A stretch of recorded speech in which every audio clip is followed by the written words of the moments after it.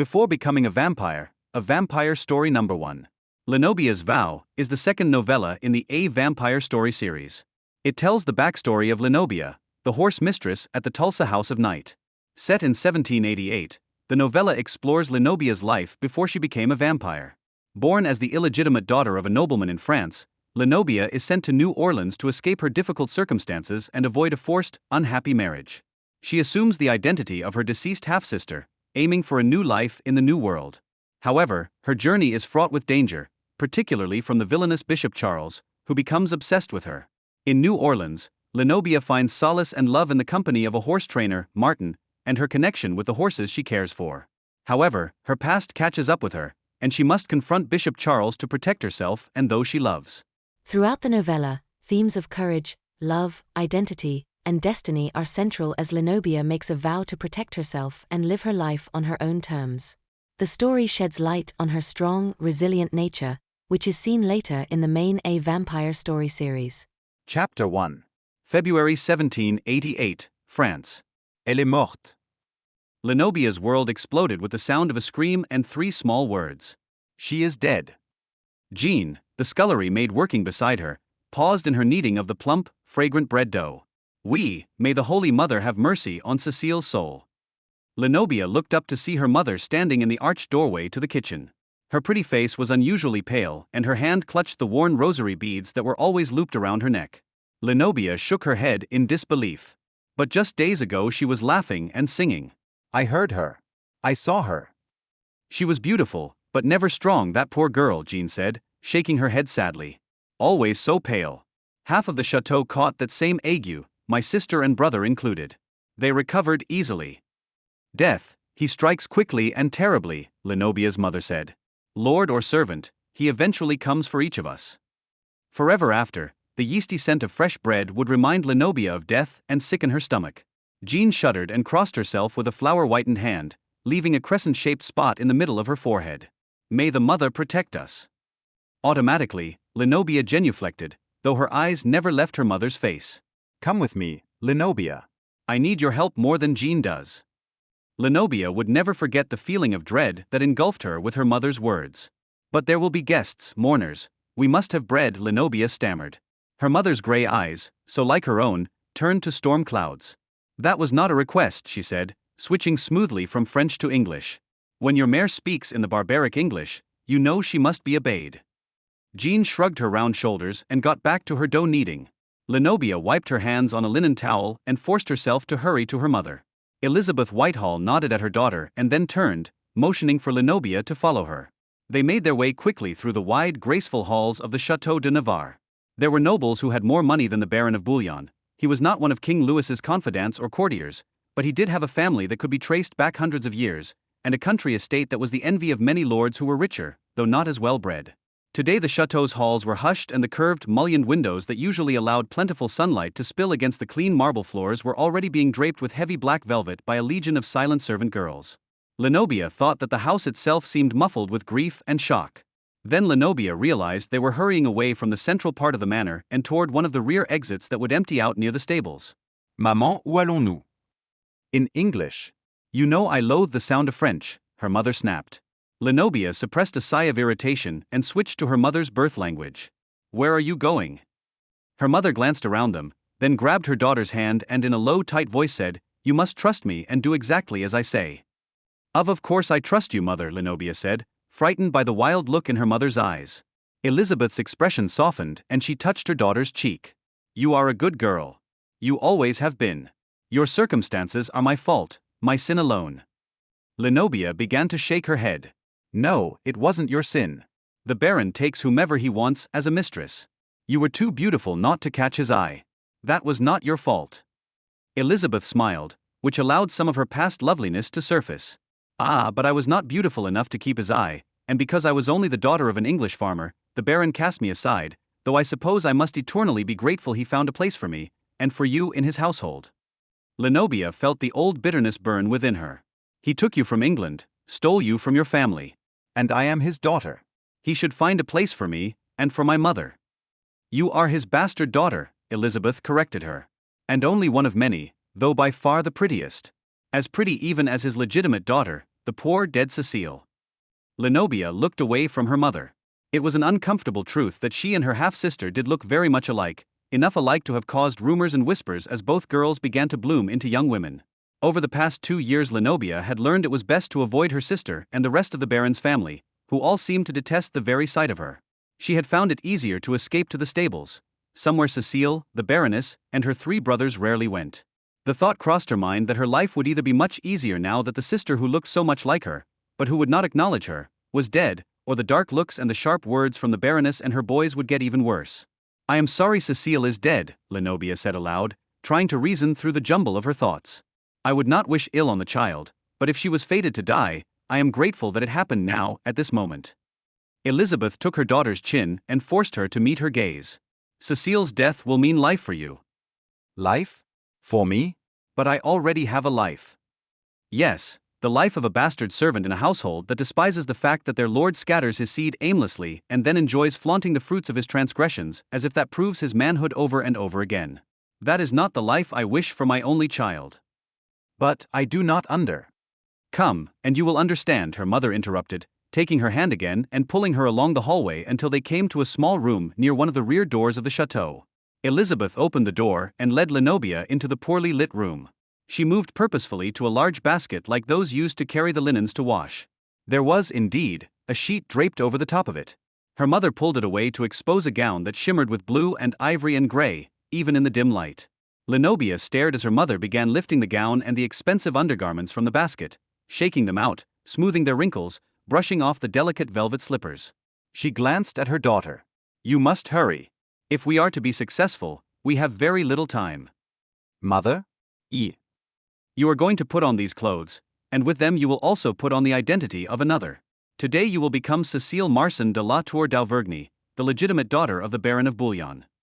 Lenobia wondered if her mother had gone utterly mad. "Mother, everyone knows Cecile is dead." "No, my child. Everyone at the Château de Navarre knows she is dead. No one on the coach that will be here within the hour to transport Cecile to the port of Le Havre, or on the ship awaiting her there, knows she is dead. Nor will they, because Cecile is going to meet that coach and take that ship to the new world, the new husband, and the new life that awaits her in New Orleans as a legitimate daughter of a French baron." "I cannot."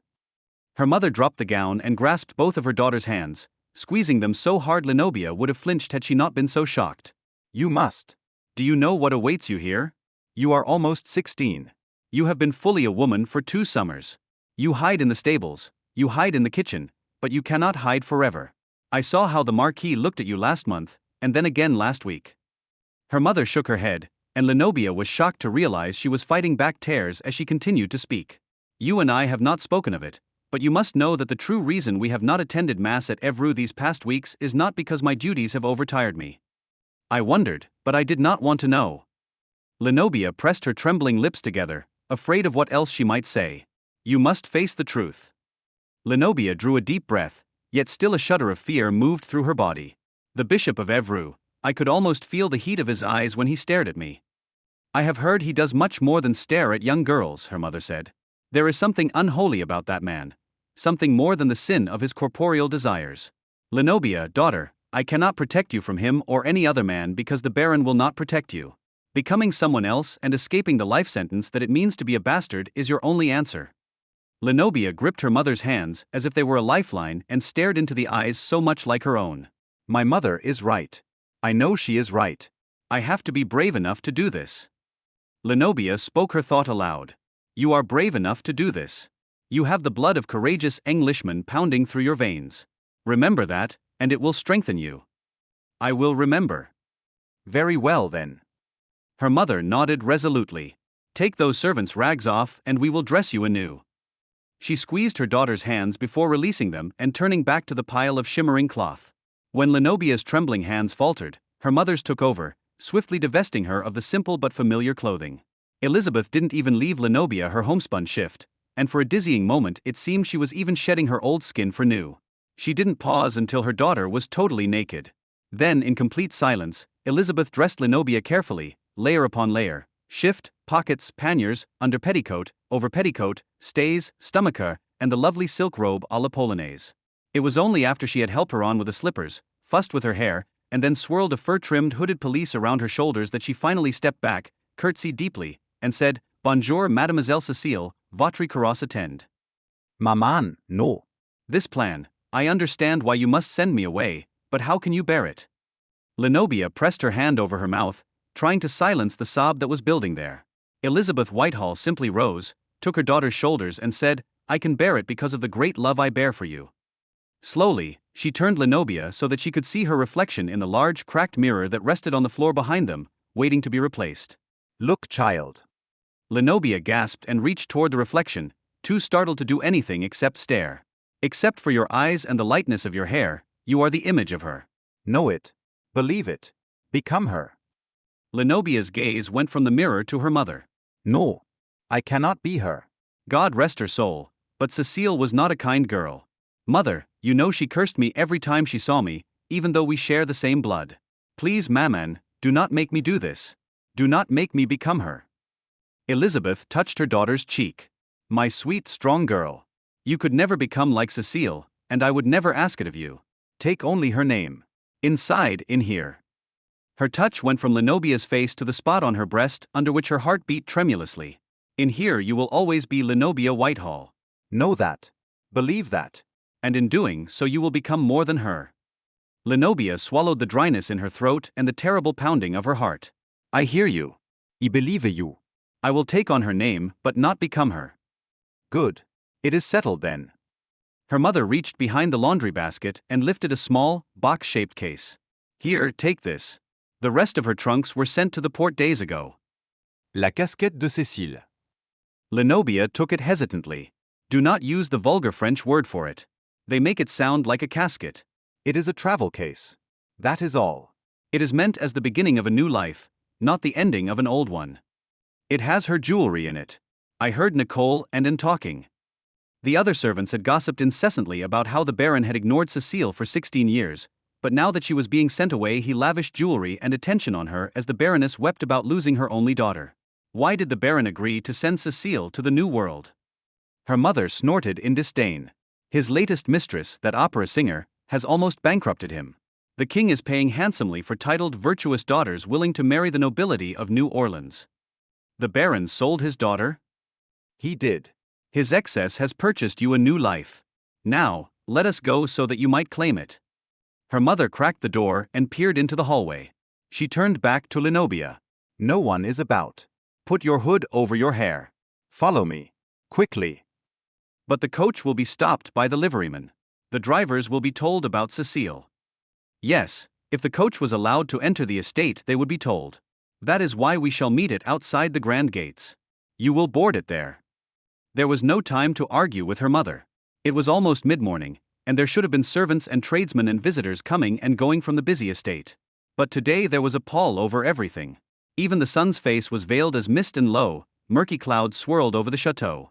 She was certain they would be stopped, would be found out, but sooner than it seemed possible the huge iron gate loomed out of the mist. Her mother opened the smaller walkway exit, and they hurried into the road. "You will tell the coach driver that there is an ague at the chateau, so the Baron sent you out so that no one would be contaminated. Remember, you are the daughter of nobility. Expect to be obeyed." Yes, mother. Good. You have always seemed older than your years, and now I understand why. You cannot be a child any longer, my beautiful, brave daughter. You must become a woman. "But Maman," Lenobia began, but her mother's words silenced her. "Listen to me and know that I am telling you the truth.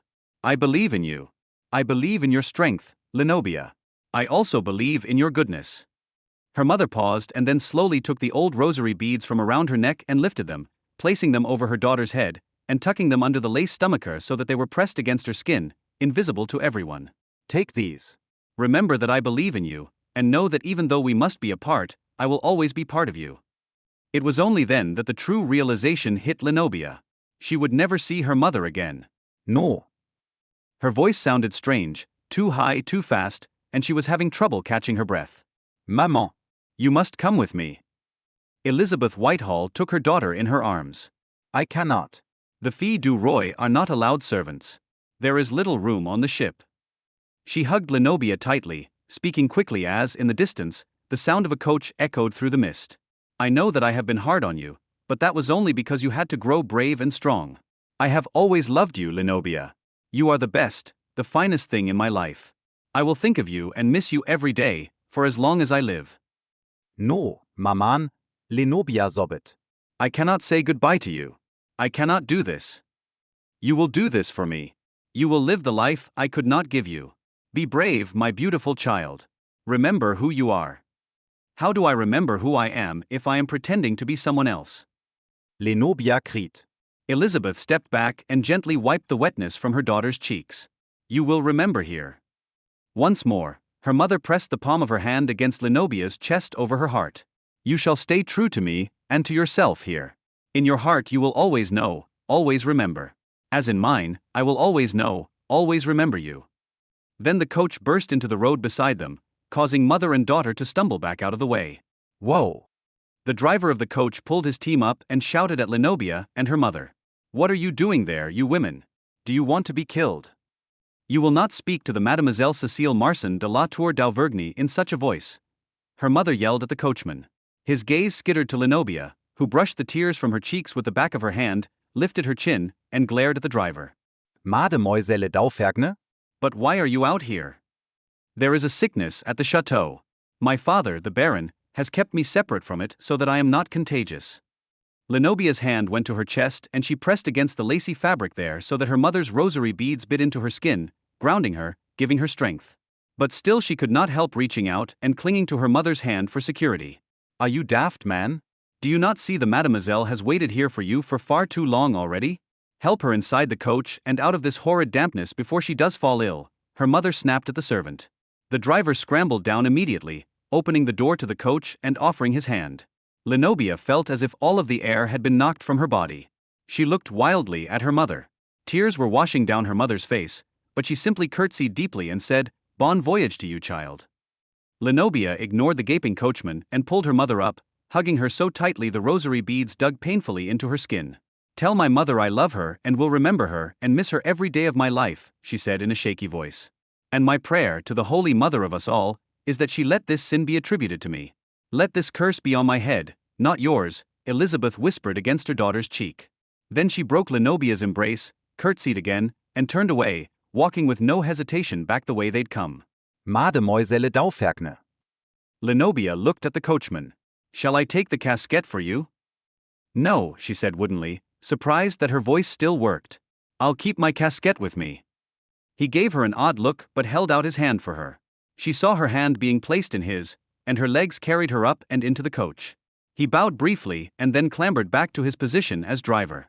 As the coach lurched forward, Lenobia turned to look back at the gates of the Château de Navarre and saw her mother collapse to the ground, weeping with both hands covering her mouth to stifle her wails of grief. Hand pressed against the expensive glass of the carriage window, Lenobia sobbed, watching her mother and her world fade into mist and memory. Chapter 2. With a swirl of skirts and throaty, low laughter, Letitia disappeared around a marble wall carved with images of saints, leaving only the scent of her perfume and the remnants of unsatisfied desire in her wake. Charles cursed, "Ah, ventrebleu," and adjusted his velvet robes. "Father," the acolyte repeated, calling down the inner hallway that ran behind the chancel of the cathedral. "Did you hear me? It is the Archbishop. He is here and asking for you." "I heard you." Father Charles glared at the boy. As the priest approached him, he lifted his hand and made a shooing motion. Charles noted that the child flinched like a skittish colt, which made the priest smile. Charles's smile was not a pleasant thing to behold, and the boy backed quickly down the steps that led up to the chancel, putting more space between the two of them. "Where is de June?" Charles asked. "Not far from here, just inside the main entrance to the cathedral, Father." "I trust he has not been waiting long?" "Not too long, Father." "But you were, the boy broke off, his face filled with consternation. "I was deep in prayer, and you did not wish to disturb me," Charles finished for him, staring hard at the boy. "Why, yes, Father." The boy was unable to look away from him. He'd begun to sweat, and his face had turned an alarming shade of pink. Charles couldn't tell if the child was going to cry or explode. Either would have amused the priest. "Ah, but we have no time for amusement," he mused aloud, breaking his gaze with the boy and walking quickly past him. "We have an unexpected guest." Enjoying the fact that the boy flattened himself against the screening wall so that his priestly robes didn't so much as brush his skin, Charles felt his mood lighten. He shouldn't allow small things to distress him. He would simply call for Letitia as soon as he could free himself of the Archbishop, and they would resume where they'd left off, which would put her willing and bent before him. Charles was thinking of Letitia's shapely bare bottom when he greeted the old priest. It is a great pleasure to see you, Father Antoine. I am honored to welcome you to the Cathedral Notre Dame d'Evreux. Charles de Beaumont, Bishop of Evreux, lied smoothly. Merci beaucoup, Father Charles. The Archbishop of Paris, Antoine Leclerc de Jeune, kissed him chastely on one cheek and then the other. Charles thought the old fool's lips felt dry and dead.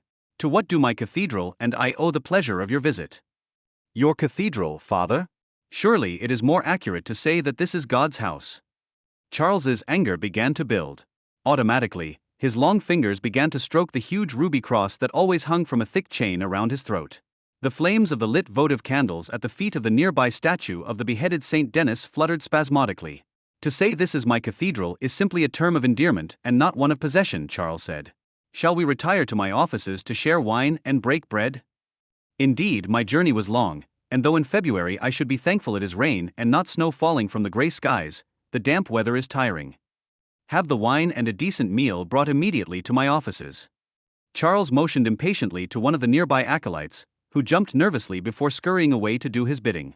When Charles's gaze returned to the older priest, he saw that de Jeune was studying the retreating acolyte with an expression that was his first warning that something was amiss with this unannounced visit. Come, Antoine, you do look weary. My offices are warm and welcoming. You will be comfortable there.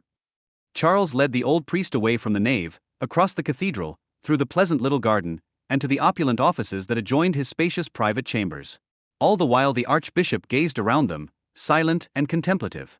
It wasn't until they were finally settled in front of Charles's marble fireplace, a goblet of excellent red wine in his hand and a sumptuous repast placed before him, that de Jeune deigned to speak. The climate of the world is changing, Father Charles. Charles raised his brows and wondered if the old man was as daft as he appeared. He'd traveled all the way from Paris to talk of the weather? Indeed, it seems this winter is warmer and wetter than any in my memory, Charles said, wishing this useless conversation to be over soon.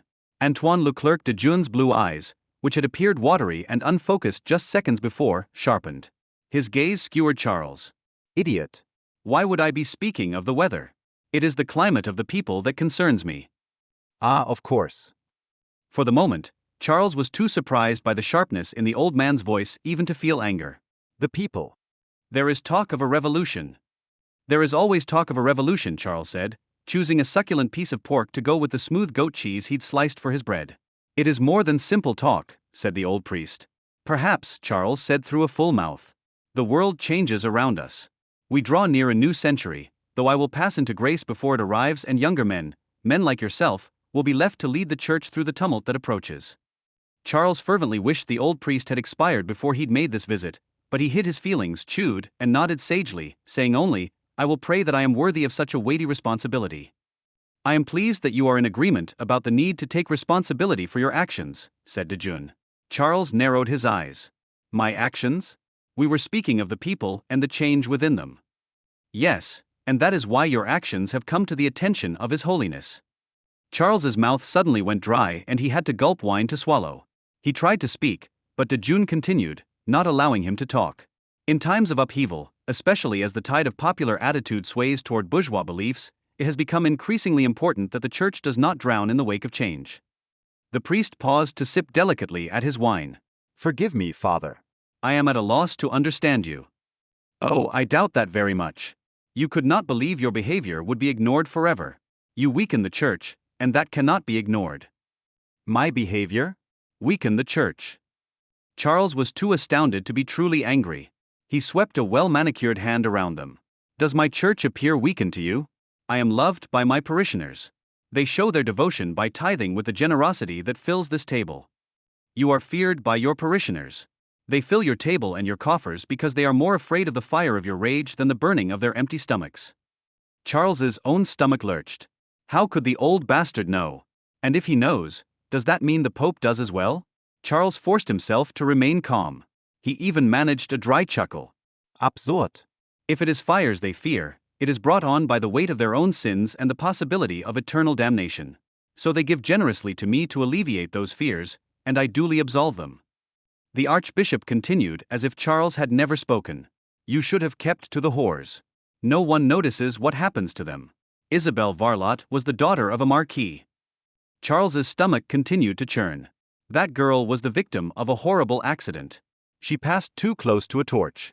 A spark lit her dress afire. She burned before anyone could save her. She burned after spurning your advances. That is ridiculous. I did not. You should also have kept your cruelty in check, the Archbishop interrupted. Too many of the novices come from noble families. There has been talk. Talk. Charles sputtered. Yes, talk supported by the scars of burns. Jean du Bellay returned to his father's barony minus the robes of a priest and instead carrying scars that will disfigure him for the rest of his life. It is a shame his faith was not as great as his clumsiness. He almost burned my stables to the ground. It has not to do with me that after an injury of his own causing he renounced his charge to our priesthood and retreated home to the wealth of his family. Jean tells a very different story. He says he confronted you about your cruel treatment of his fellow novices and your anger was so great that you set him, and the stables around him, afire. Charles felt the rage begin to burn within him, and as he spoke, the flames of the candles in their ornate silver holders that sat at either end of the dining table flickered wildly, growing brighter with each word. You will not come into my church and make accusations against me. The old priest's eyes widened as he stared at the growing flames. It is true what they are saying about you. I did not believe it until now. But instead of retreating or reacting in fear, as Charles had come to expect, de June reached into his robes and pulled out a folded parchment, holding it before him like a warrior's shield. Charles stroked the ruby cross that sat hot and heavy on his chest. He had actually begun to move his other hand, to flick his fingers toward the nearest candle flame, which writhed brighter and brighter, as if beckoning his touch, but the thick leaden seal on the parchment sent ice through his veins. A papal bull. Charles felt his breath leave him with his words, as if the seal had, indeed, been a shield that had been hurled against his body. Yes, His Holiness sent me. His Holiness knows I am here, and as you may read for yourself, if I or any in my party meet with an unfortunate fiery accident, his mercy will turn to retribution and his vengeance against you will be swift. Had you not been so distracted with defiling the chancel, you would have noticed my escort was not made up of priests. The Pope sent his own personal guard with me. With hands that trembled, Charles took the bull and broke the seal. As he read, the Archbishop's voice filled the chamber around him as if narrating the younger priest's doom. You have been watched closely for almost 1 year. Reports have been made to His Holiness, who has come to the decision that your predilection for fire may not be the manifestation of demonic influence, as many of us believe. His Holiness is willing to give you an opportunity to use your unusual affinity in service of the Church by protecting those who are most vulnerable. And nowhere is the Church more vulnerable than in New France. Charles came to the end of the bull and looked up at the Archbishop. The Pope is sending me to New Orleans. He is. I will not go. I will not leave my cathedral. That is your decision to make, Father Charles.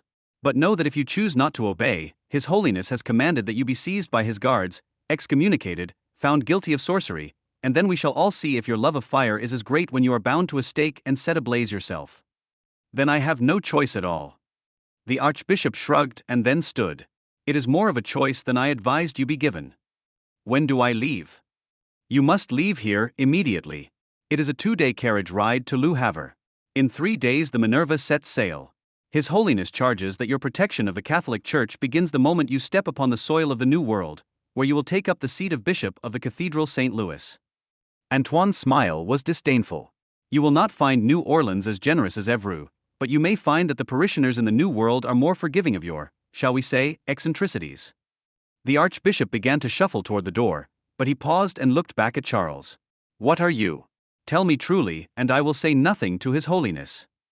I am a humble servant of the Church. Anything else has been exaggerated by the jealousy and superstition of others. The Archbishop shook his head and said no more before leaving the room.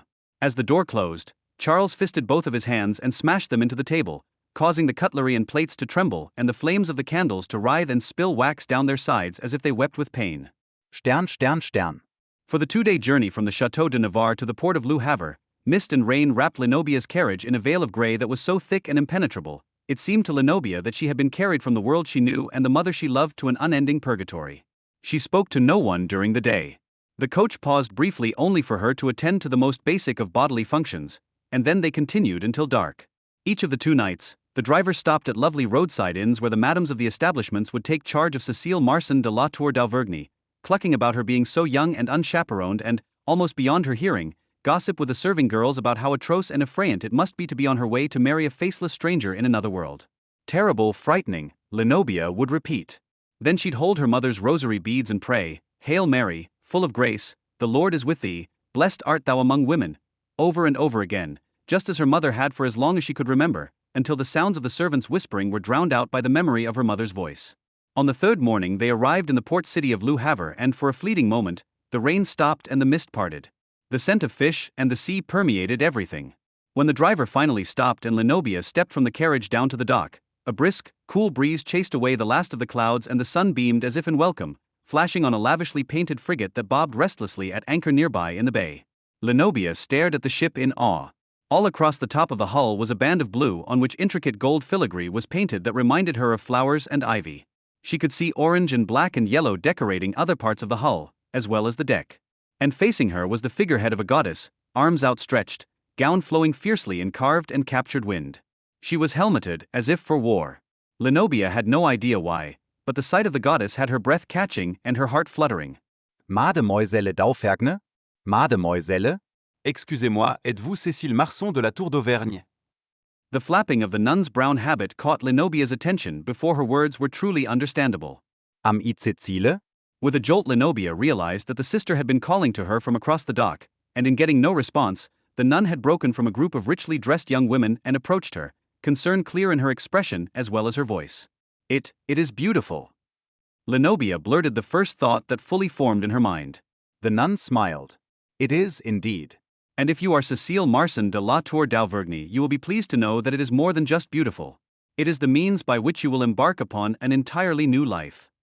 Lenobia drew a deep breath, pressed her hand to her breast so that she could feel the pressure of her mother's rosary beads, and said, "Yes, I am Cécile Marson de la Tour d'Auvergne. Oh, I am so glad. I am Sister Marie Madeleine Hatchard, and you are the last of the mademoiselles. Now that you are here we can board." The nun's brown eyes were kind. "Is it not a lovely omen that you brought the sun with your arrival?" "I hope so, Sister Marie Madeleine," Lenobia said, and then had to walk quickly to catch up with the nun as she hurried, with a flutter of her robes, back to the waiting, staring girls. "It is Mademoiselle d'Auvergne, and we are now all arrived." The nun motioned imperiously to several dockhands who were standing about doing nothing more than sneaking curious looks at the group of girls. Allons-y. "Take us to the Minerva, and be careful and quick about it. Commodore Cornwallis is eager to sail with the tide." As the men were scrambling to do her bidding and get a rowboat ready to transport them to the ship, the nun turned back to the girls. With a sweep of her hand she said, "Mademoiselles, let us step into the future." Lenobia joined the group, quickly scanning the girls' faces, holding her breath and hoping that none of them would be familiar to her. She breathed a long, shaky sigh of relief when all she recognized was the similarity of their fearful expressions. Even so, she purposefully remained on the outskirts of the women, focusing her gaze and her attention on the ship and the rowboat that would take them to it. Bonjour, Cécile. A girl who looked as if she could not be older than 13 spoke to Lenobia with a soft, shy voice. Je m'appelle Simonette Lavigne. "Bonjour," Lenobia said, trying to smile. The girl moved closer to her. "Are you very, very afraid?" Lenobia studied her. She was certainly beautiful, with long dark hair curling over her shoulders and a smooth, guileless face the color of new cream, her complexion marred only by 2 bright pink spots on her cheeks. She was terrified, Lenobia realized. Lenobia glanced at the rest of the girls in the group, this time really seeing them. They were all attractive, well-dressed, and about her age. They were also wide-eyed and trembling. A few of them were weeping softly. One of the little blondes was shaking her head over and over and clutching a diamond-encrusted crucifix that hung from her neck on a thick gold chain. They are all afraid, Lenobia thought. She smiled at Simonette, and this time actually managed more than a grimace. "No, I am not afraid," Lenobia heard herself say in a voice that sounded much stronger than she felt. "I think the ship is beautiful. But I see cannot swim," stammered the trembling little blonde. Swim? "I am worried about being discovered as an imposter, never seeing my mother again, and facing life in a strange foreign land." How could she be worried about swimming? The burst of laughter that escaped Lenobia drew the attention of all the girls, as well as Sister Marie Madeleine. "Do you laugh at me, mademoiselle?" the girl asked her. Lenobia cleared her throat and said, "No, of course not. I was only thinking how funny we would all look trying to swim to the new world. We would be like floating flowers." She laughed again, this time less hysterically. "But is it not better that we have this magnificent ship to swim us there instead?" "What is this talk of swimming?" said Sister Marie Madeleine. "None of us need know how to swim." Mademoiselle Cécile was right to laugh at such a thought. The nun walked to the edge of the dock, where the sailors were waiting impatiently for the girls to begin boarding. Now, come along. We need to get settled into our quarters so the Minerva can get underway. Without so much as a backward glance, Sister Marie Madeleine took the hand of the nearest sailor and stepped awkwardly but enthusiastically into the bobbing rowboat. She had taken a seat and was rearranging her voluminous brown habit before she noticed none of the girls had followed her. Lenobia noted that several of the mademoiselles had taken steps backward, and tears seemed to be spreading like a pestilence through the group. This isn't as terrifying as leaving my mother, Lenobia told herself firmly. Nor is it as frightening as being the bastard daughter of an uncaring baron.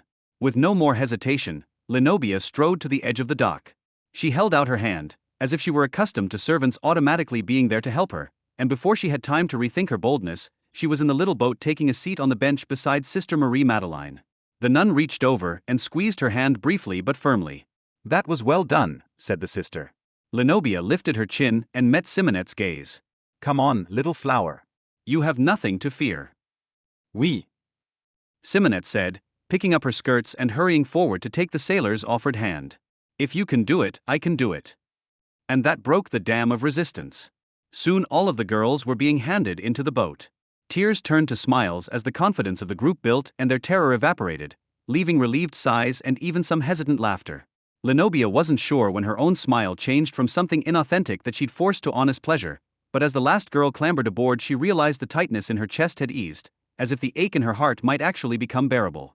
The sailors had rowed them almost all the way to the ship, and Simonette had been chattering about how even though she was almost 16 years old, she had never before seen the ocean, and perhaps she was just a little bit excited, when a gilded carriage pulled up and a tall, purple-robed man exited. He walked to the edge of the dock and glared from the group of girls to the waiting ship.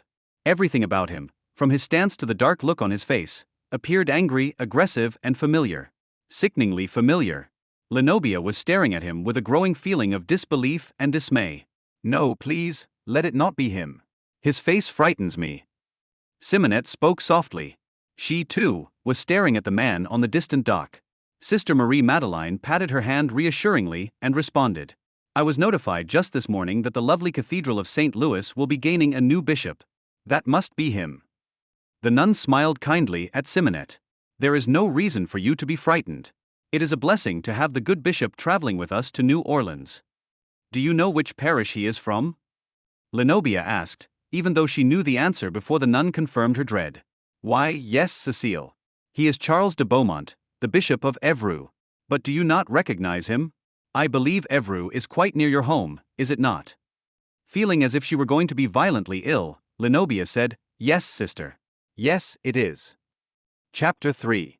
As soon as Lenobia boarded the Minerva, she pulled the thick hood of her fur-lined cloak over her head. Forcing herself to ignore the distractions of the brightly painted deck and the bustling energy of everything from crates of flour, bags of salt, and barrels of cured meat, to horses being loaded, Lenobia ducked her chin and tried to disappear. Horses. There are horses coming with us, too? She wanted to stare around her and take it all in, but the rowboat had already begun its return trip to the docks, where it would be picking up their fellow traveler, the Bishop of Évreux. I must get below. I must not let the bishop see me. Most of all, I must be brave, be brave, be brave. Cecile? Are you well? Simonette was peering up into her hooded face, sounding so concerned that she drew Sister Marie Madeleine's attention. Mademoiselle Cecile is. I am feeling a little ill, sister, Lenobia interrupted, trying to speak softly and not call any more attention to herself. Aye. 'Tis the way of it.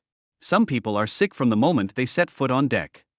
The man striding toward them, voice booming, had a huge barrel chest and a florid, meaty face that contrasted dramatically with his dark blue coat and golden epaulets. I am sorry to say it, but your reaction bodes ill for how you will fare during the voyage, mademoiselle. I can tell you that though I have lost passengers to the sea, I have never lost one to seasickness. I think I will be better if I can get below, Lenobia said quickly, hyper-aware that with each moment the bishop was getting closer and closer to boarding. Oh, poor Cecile, Sister Marie Madeleine murmured. Then added, Girls, this is our captain, Commodore William Cornwallis. He is a great patriot and will keep us quite safe during our long journey. That is very kind of you to say, good sister. The Commodore motioned at a plainly dressed, young mulatto man who was standing nearby. Martin, show the ladies to their quarters. Merci beaucoup, Commodore. Said Sister Marie Madeleine. I hope to see you all at dinner this evening. The big man gave Lenobia a little wink. At least those of you with the stomach to attend. Excuse me, ladies. He strode away, bellowing at a group of crew members who were struggling awkwardly with a large crate. Mademoiselles, madam, if you would follow me, Martin said. Lenobia was the first to fall in line behind the broad-shouldered form of Martin, as he nimbly led them through a door in the rear of the deck and down a rather treacherously narrow stairwell that led to an almost equally narrow hallway branching to the left and right. Martin jerked his chin toward the left, and Lenobia caught a glimpse of his strong young profile. That way is the crew quarters. As he spoke, there was a loud crashing sound and a high-pitched squeal coming from the direction in which his chin had pointed. Crew. Lenobia couldn't help asking with a lift of her brows, the familiar sound of an annoyed horse momentarily making her forget to be mute and invisible. Martin looked down at her. A smile tilted the corners of his lips up, and his eyes, which were an unusual light olive green, sparkled. Lenobia couldn't tell whether the sparkle was humor, mischief, or sarcasm. He said, "Down the deck below the crew's quarters be the cargo, and in the cargo there be the pair of Gray's Vincent Rill you purchased for his carriage." Grès. Simonette asked, but she wasn't peeking down the long hallway. She was peering with open curiosity at Martin. "Horses," Lenobia said. "Percherons, a matched set of geldings," Martin corrected. Giant brutes. Not for ladies. "Dark and damp it be in the cargo hold. No place for ladies or gentlemen proper," he said, meeting Lenobia's gaze with a frankness that surprised her before he turned to the right and continued to talk as he walked. "This way is your quarters. There be 4 rooms for you to divide up. The Commodore and any male passengers is above you." Simonette wrapped her arm through Lenobia's and whispered in a rush, "I have never seen a mulatto before. I wonder if they are all so handsome as this one." SSSH. Lenobia hushed her just as Martin stopped before the first room that opened to the right off the narrow hallway. That will be all. Thank you, Martin. Sister Marie Madeleine had caught up with them and gave Simonette a hard look as she dismissed the mulatto. "Yes, sister," he said as he bowed to the nun and began back down the hallway. Excuse-moi, Martin. "Where and when do we dine with the Commodore?" Sister Marie Madeleine asked. Martin paused in his retreat to answer. "Commodore's table is where you have dinner, at 7 o'clock each night." Prompt, madam. "The Commodore, he insists on formal dress. Other meals be brought to you."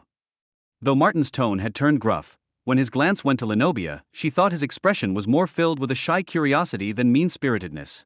"Will we be the only guests at the Commodore's dinner?" Lenobia asked. "Surely he will include the bishop in his invitation," said Sister Marie Madeleine briskly. "Oh oui, the bishop will attend. "He also perform Massachusetts. The Commodore is a proper Catholic, as are the crew, madam," Martin assured her before disappearing from sight down the hallway. This time, Lenobia did not have to pretend that she felt ill. Stern, Stern, Stern. No, truly. Please go without me. A little bread, cheese, and watered wine are all I need," Lenobia assured Sister Marie Madeleine. "Mademoiselle Cecile, would the company of the Commodore and the bishop not take your mind off the upset of your stomach?" The nun frowned as she hesitated at the doorway with the other girls, all dressed and eager for their first dinner at the Commodore's table. No. Thinking of what would happen if the bishop recognized her, Lenobia knew her face had gone pale. She gagged a little and pressed her hand to her mouth as if holding back the sickness. "I cannot even bear the thought of food. I should certainly embarrass myself with sickness if I attempted it." Sister Marie Madeleine sighed heavily. Very well. "Rest for this evening. I will bring you back some bread and cheese." Thank you, sister. "I am quite certain you will be yourself tomorrow," Simonette called before Sister Marie Madeleine closed the door gently behind her. Lenobia let out a long breath and tossed back the hood of her cloak along with her silver blonde hair. Not wasting any of her precious time alone, she dragged the large chest that was engraved in gold with Cécile Marsan de la Tour d'Auvergne over to the far side of the room near the sleeping pallet she had chosen for herself. Lenobia positioned the trunk under one of the round portholes and then she climbed atop it, pulled the little brass hook that held the glass closed, and breathed deeply of the cool, moist air. The thick trunk made her just tall enough to see out of the window. In awe, Lenobia gazed at the endless expanse of water. It was past dusk, but there was still enough light in the enormous sky for the waves to be illuminated. Lenobia didn't think she'd ever seen anything as mesmerizing as the ocean at night. Her body swayed gracefully with the movement of the ship. Sick? Absolutely not. "But I will pretend to be," she whispered aloud to the ocean and the night. "Even if I must keep up the pretense for the full 8 weeks of the voyage." 8 weeks. The thought of it was terrible. She had gasped in shock when the always chattering Simonette had remarked how hard it was to believe they would be on this ship for 8 whole weeks. Sister Marie Madeleine had given her a strange look, and Lenobia had quickly followed her gasp with a moan, and clutched her stomach. I must be more careful, she told herself. Of course the real Cecile would know that the voyage would take 8 weeks. I must be smarter and braver, and most of all I must avoid the bishop. She reluctantly closed the little window, stepped down, and opened the trunk. As she reached in to begin searching through the expensive silks and laces for a sleeping shift, she found a folded piece of paper lying atop the glittering mound. The name Cecile was written in her mother's distinctively bold script. Lenobia's hands shook only a little when she opened the letter and read. My daughter. You are betrothed to the Duke of Silene's youngest son, Finton de Silene. He is master of a large plantation 1 day's ride north of New Orleans. I do not know if he is kind or handsome, only that he is young, rich, and comes from a fine family. I will pray with every sunrise that you find happiness and that your children know how fortunate they are to have such a brave woman as their mother. Your maman. Lenobia closed her eyes, wiped the tears from her cheeks, and clutched her mother's letter. It was a sign that all would be well. She was going to marry a man who lived a day's ride north of where the bishop would be. Surely a large, rich plantation would have its own chapel. If it didn't, Lenobia would make quite certain it soon would. All she had to do was avoid discovery until she left New Orleans. It shouldn't be so difficult, she told herself. For the past 2 years, I have been avoiding the prying eyes of men. In comparison, 8 more weeks is not long at all. Stern, Stern, Stern. Much later, when Lenobia allowed herself to remember that fateful voyage, she considered the oddness of time, and how 8 weeks could pass at such differing speeds. The first 2 days had seemed interminable. Sister Marie Madeleine hovered around her, trying to tempt her to eat, which was a torture because Lenobia was absolutely ravenous and wanted to sink her teeth into the biscuits and hot sliced pork that the good nun kept offering her. Instead she nibbled on some hard bread and drank watered wine until her cheeks felt hot and her head was spinning. Just after dawn of the 3rd day, the ocean, which had been placid, changed utterly and became an angry gray entity that tossed the Minerva to and fro as if she were a twig. The Commodore made a grand show of coming to their rooms and assuring them that the squall was comparatively mild and in actuality fortuitous, that it was pushing them toward New Orleans at a much faster rate than was typical for this time of year. Lenobia was pleased about that, but she thought it even more fortuitous that the rough seas caused more than half of her shipmates, including the poor unfortunate bishop, to become violently ill and to keep to their quarters. Lenobia felt bad for being relieved at so much sickness, but it certainly made the next 10 days easier for her. And by the time the sea had become placid again, Lenobia's pattern of preferring to keep to herself had been well established. Except for occasional bursts of Simonette's irrepressible chattering, the other girls mostly left Lenobia to herself. At first she'd thought she'd be lonely. Lenobia did miss her mother badly, but it was a surprise to her how much she enjoyed the solitude, the time alone with her thoughts. But that was just the first of her surprises. The truth was, until her secret was discovered, Lenobia had found happiness, and it was due to 3 things: sunrise and horses, and the young man she'd chanced upon because of them. She'd found the way to the Percherons the same way she'd discovered how peaceful and private it was in the wee hours just before and during the rising of the sun, by finding the path least frequented by the rest of the people aboard. None of the other girls ever left her sleeping pallet before the sun was well into the morning sky. Sister Marie Madeleine was always the first of the women awake. She rose when dawn's light changed from pink to yellow, and went immediately to the little shrine she'd created for the Virgin Mary, lit 1 precious candle, and began praying. The nun also came to her altar mid-morning for Marian litanies, and to recite the little office of the Virgin before she went to bed, instructing the girls to pray with her. In truth, every morning the devout sister prayed so fervently, eyes closed, counting her rosary beads by touch, that it was a simple thing to slip into or out of the room without disturbing her. That was how it began. Lenobia's pattern of waking before all the others and roaming silently around the ship, finding pockets of solitude and so much more beauty than she had ever imagined. She'd been going mad, stuck in that one room, hiding from the bishop and pretending to be ill. Early one morning, when all the girls, even Sister Marie Madeleine, were sound asleep, she'd taken a chance and tiptoed from the chamber and into the hallway. The sea was rough, the squall just really setting in, but Lenobia had no trouble keeping to her feet. She enjoyed the pitch and roll of the Minerva. She also enjoyed the fact that the bad weather was keeping even many of the crew in their quarters. Listening as hard as she could, Lenobia had moved from shadow to shadow, making her way up to a dark corner of the deck. There she'd stood near the railing and breathed great gulps of fresh air while she stared out at the water and the sky and the vast expanse of emptiness. She hadn't been thinking anything, she'd just been feeling the freedom. And then something amazing happened. The sky had changed from coal and gray to blush and peach, primrose and saffron. The crystal waters magnified all those colors, and Lenobia had been captivated by the majesty of it. Yes, of course, she had often been awake at dawn at the chateau, but she'd always been busy. She'd never had time to sit and watch the lightening of the sky and the magical lifting of the sun from a distant horizon. From that morning on, it became part of her own religious ritual, and Lenobia was, in her own way, as devout as was Sister Marie Madeleine. Each dawn she would steal above deck, find a spot of shadow and solitude, and watch the sky welcome the sun. And as she did, Lenobia gave thanks for the beauty she had been allowed to witness. Holding her mother's rosary beads, she prayed fervently that she be allowed to see another dawn in safety, with her secret undiscovered. She would stay above deck as long as she dared, until the noises of the waking crew drove her back below, where she slipped into her shared room and went back to the charade of being an ill, delicate loner. It was just after she'd watched her third dawn and she was retracing what had become the familiar path to her room that Lenobia found the horses, and then him. She'd heard the men coming up from below just as she was about to enter the stairwell hallway, and had been almost certain that one of the voices, the one that was gruffest of them all, had belonged to the bishop. Her reaction was immediate. Lenobia lifted her skirts and ran as quickly and silently as possible in the opposite direction. She flitted from shadow to shadow, always moving away from the voices. She didn't pause when she found the little arched doorway that led to steep, narrow stairs dropping down and down like a ladder. She simply climbed down until she came to the bottom. Lenobia smelled them before she saw them. The scents of horse and hay and manure were as familiar as they were comforting. She probably should have paused there only a moment. She was quite certain none of the other girls would have paid so much as an instant's attention to the horses. But Lenobia was not like other girls. She had always loved animals, all types of animals, but especially horses. Their sounds and scents drew her as the moon drew the tide. There was a surprising amount of light filtering from large rectangular openings in the deck above, and it was easy for Lenobia to make her way around crates and sacks, bushels and barrels, until she was standing before a makeshift stall. Two huge gray heads hung over the half wall, ears pricked attentively in her direction. "Oh, look at the two of you. You're exquisite."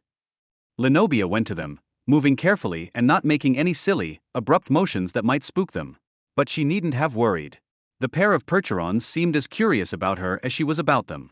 She held her hands out to them and both began blowing against her palms.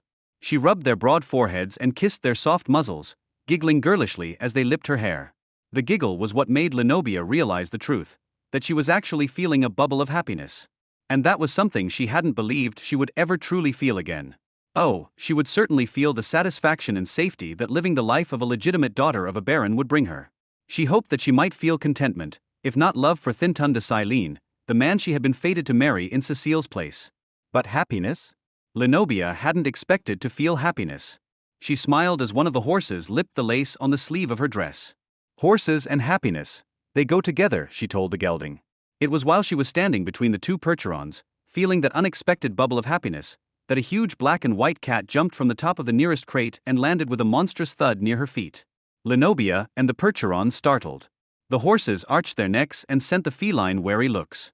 "I know," Lenobia said to them. "I agree with you.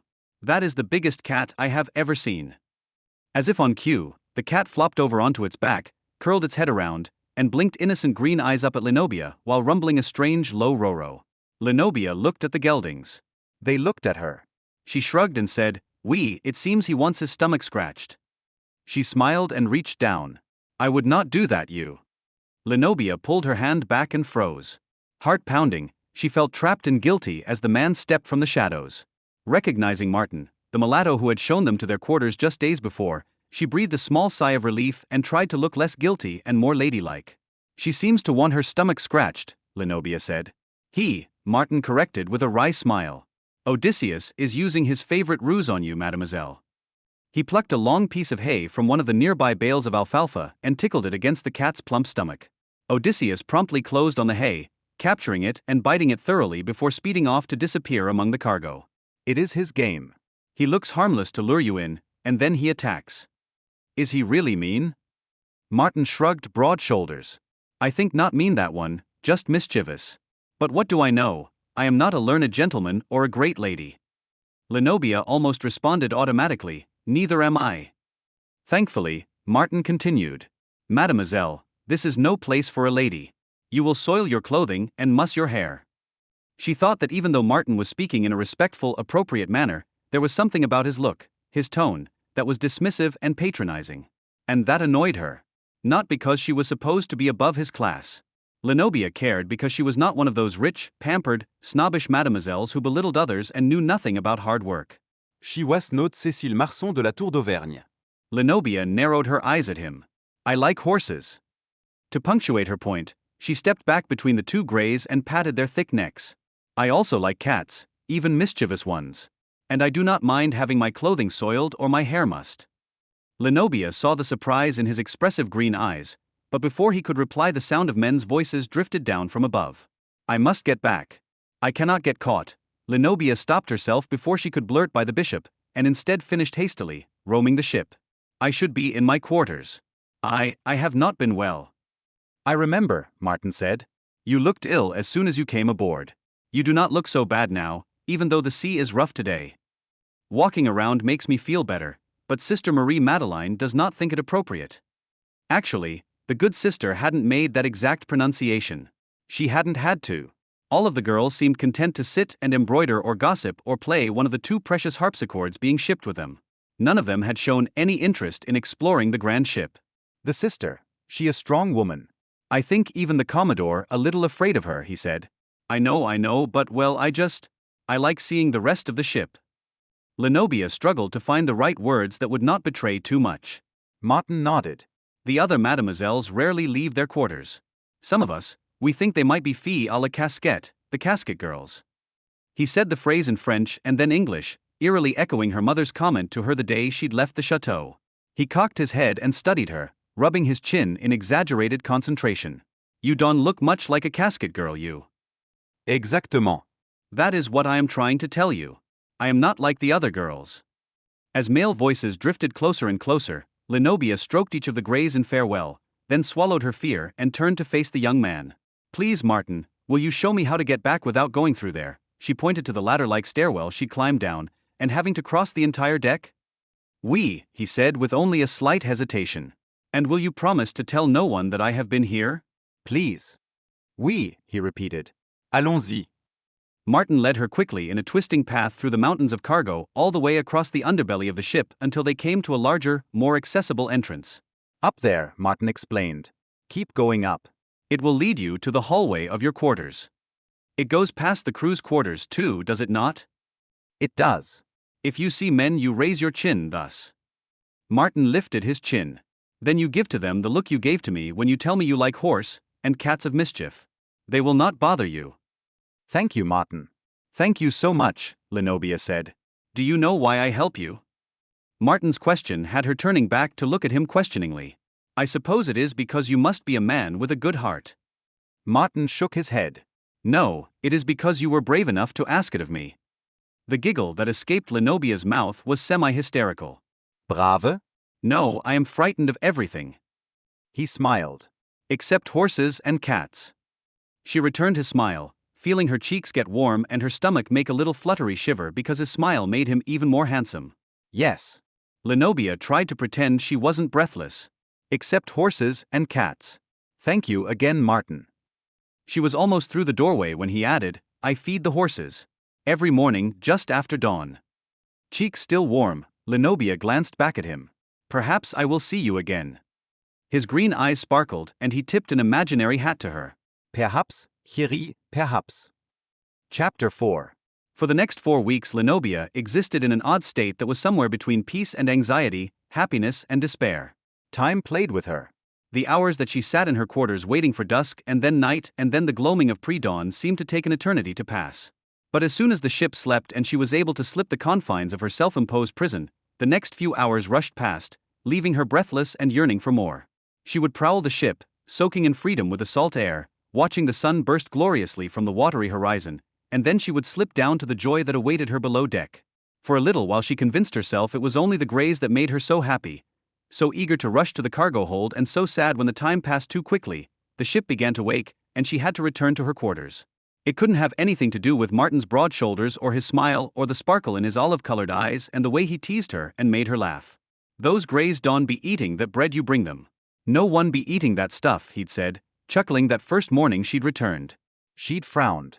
They will eat it because it is so salty. Horses like salty things. She'd held the hard bread out, one piece in each palm, and offered it to the percherons. They'd sniffed and then, with surprising delicacy for such big animals, taken the bread and chewed with a lot of head bobbing and expressions of surprise that had made Lenobia and Martin laugh together. You were right, Cher. Martin said. How you know about what horses like to eat, a lady like you? My father has many horses. I told you I like them. So I spent time in the stables, she said evasively. And your père, he not mind that his daughter is in the stables? My father did not pay attention to where I was, she said, thinking that, at least, was the truth. What about you? Where did you learn about horses? Lenobia changed the focus of their conversation. The Rillieux plantation just outside New Orleans. Yes, that was the name of the man you said was shipping the grays. So, Monsieur Rillieux must trust you quite a lot if he sent you to travel all the way to and from New Orleans in France with his horses. He should he. Monsieur Rillieux is my father. Your father? But I thought. Her words trailed off and Lenobia felt her cheeks getting hot. You thought because my skin is brown my père could not be white.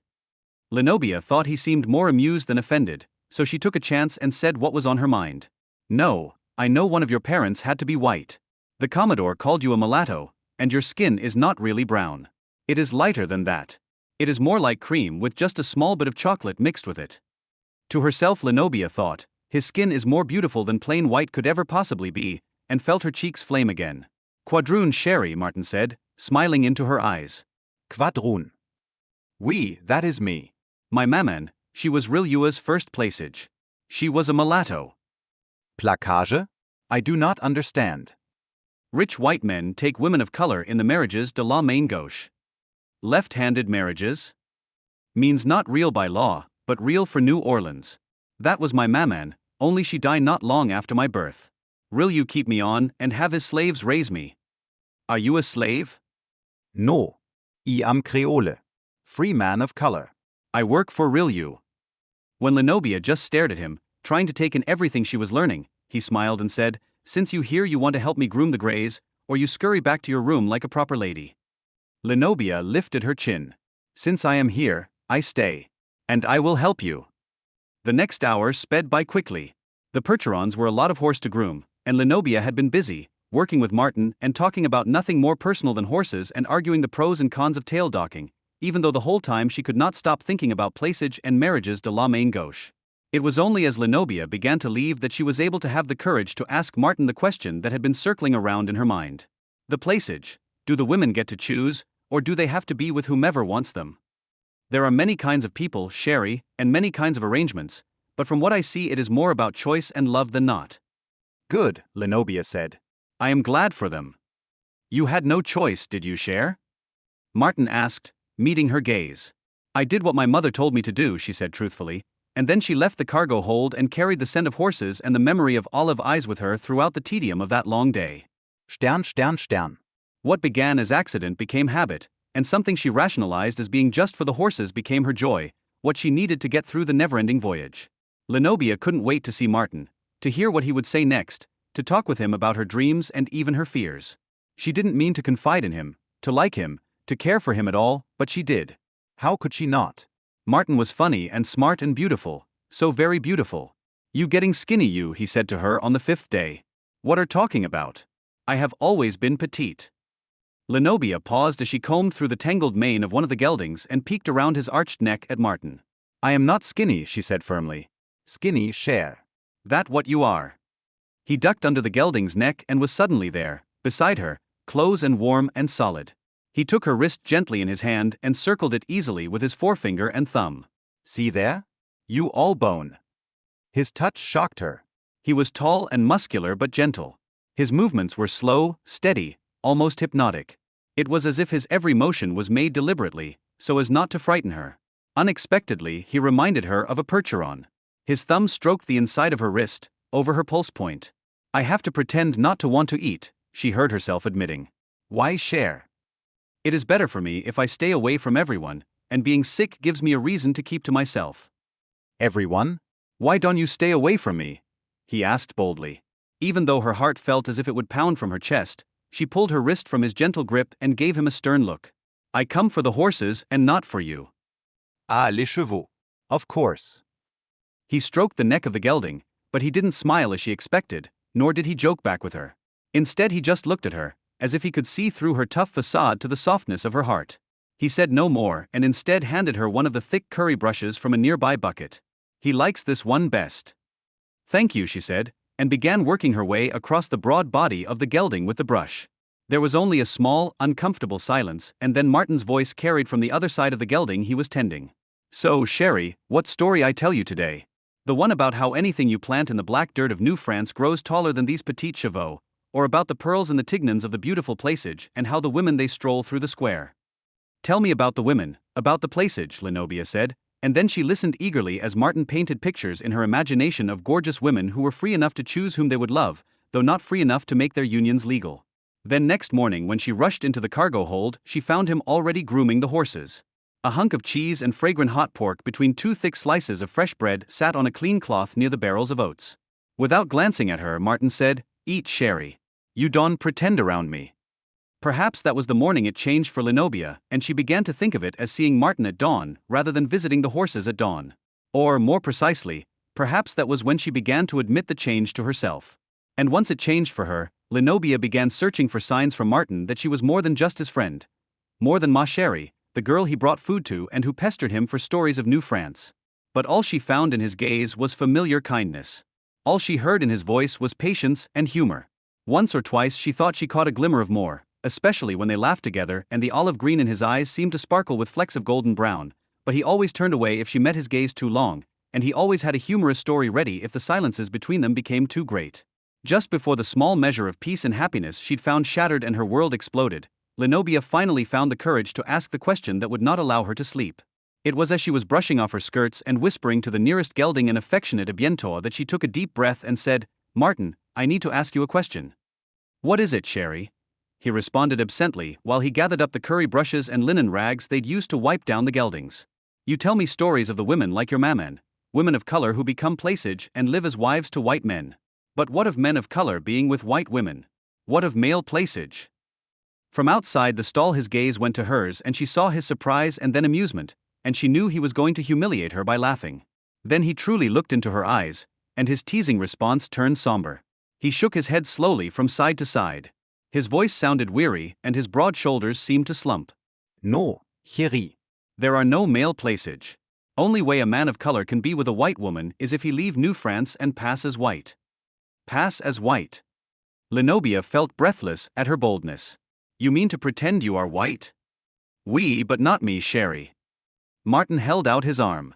It was long and muscular, and in the post-dawn light filtering from the deck above, it looked more bronze than brown. "This skin too brown to pass, and I think I am not one for being any more or less than I am." Na, chérie.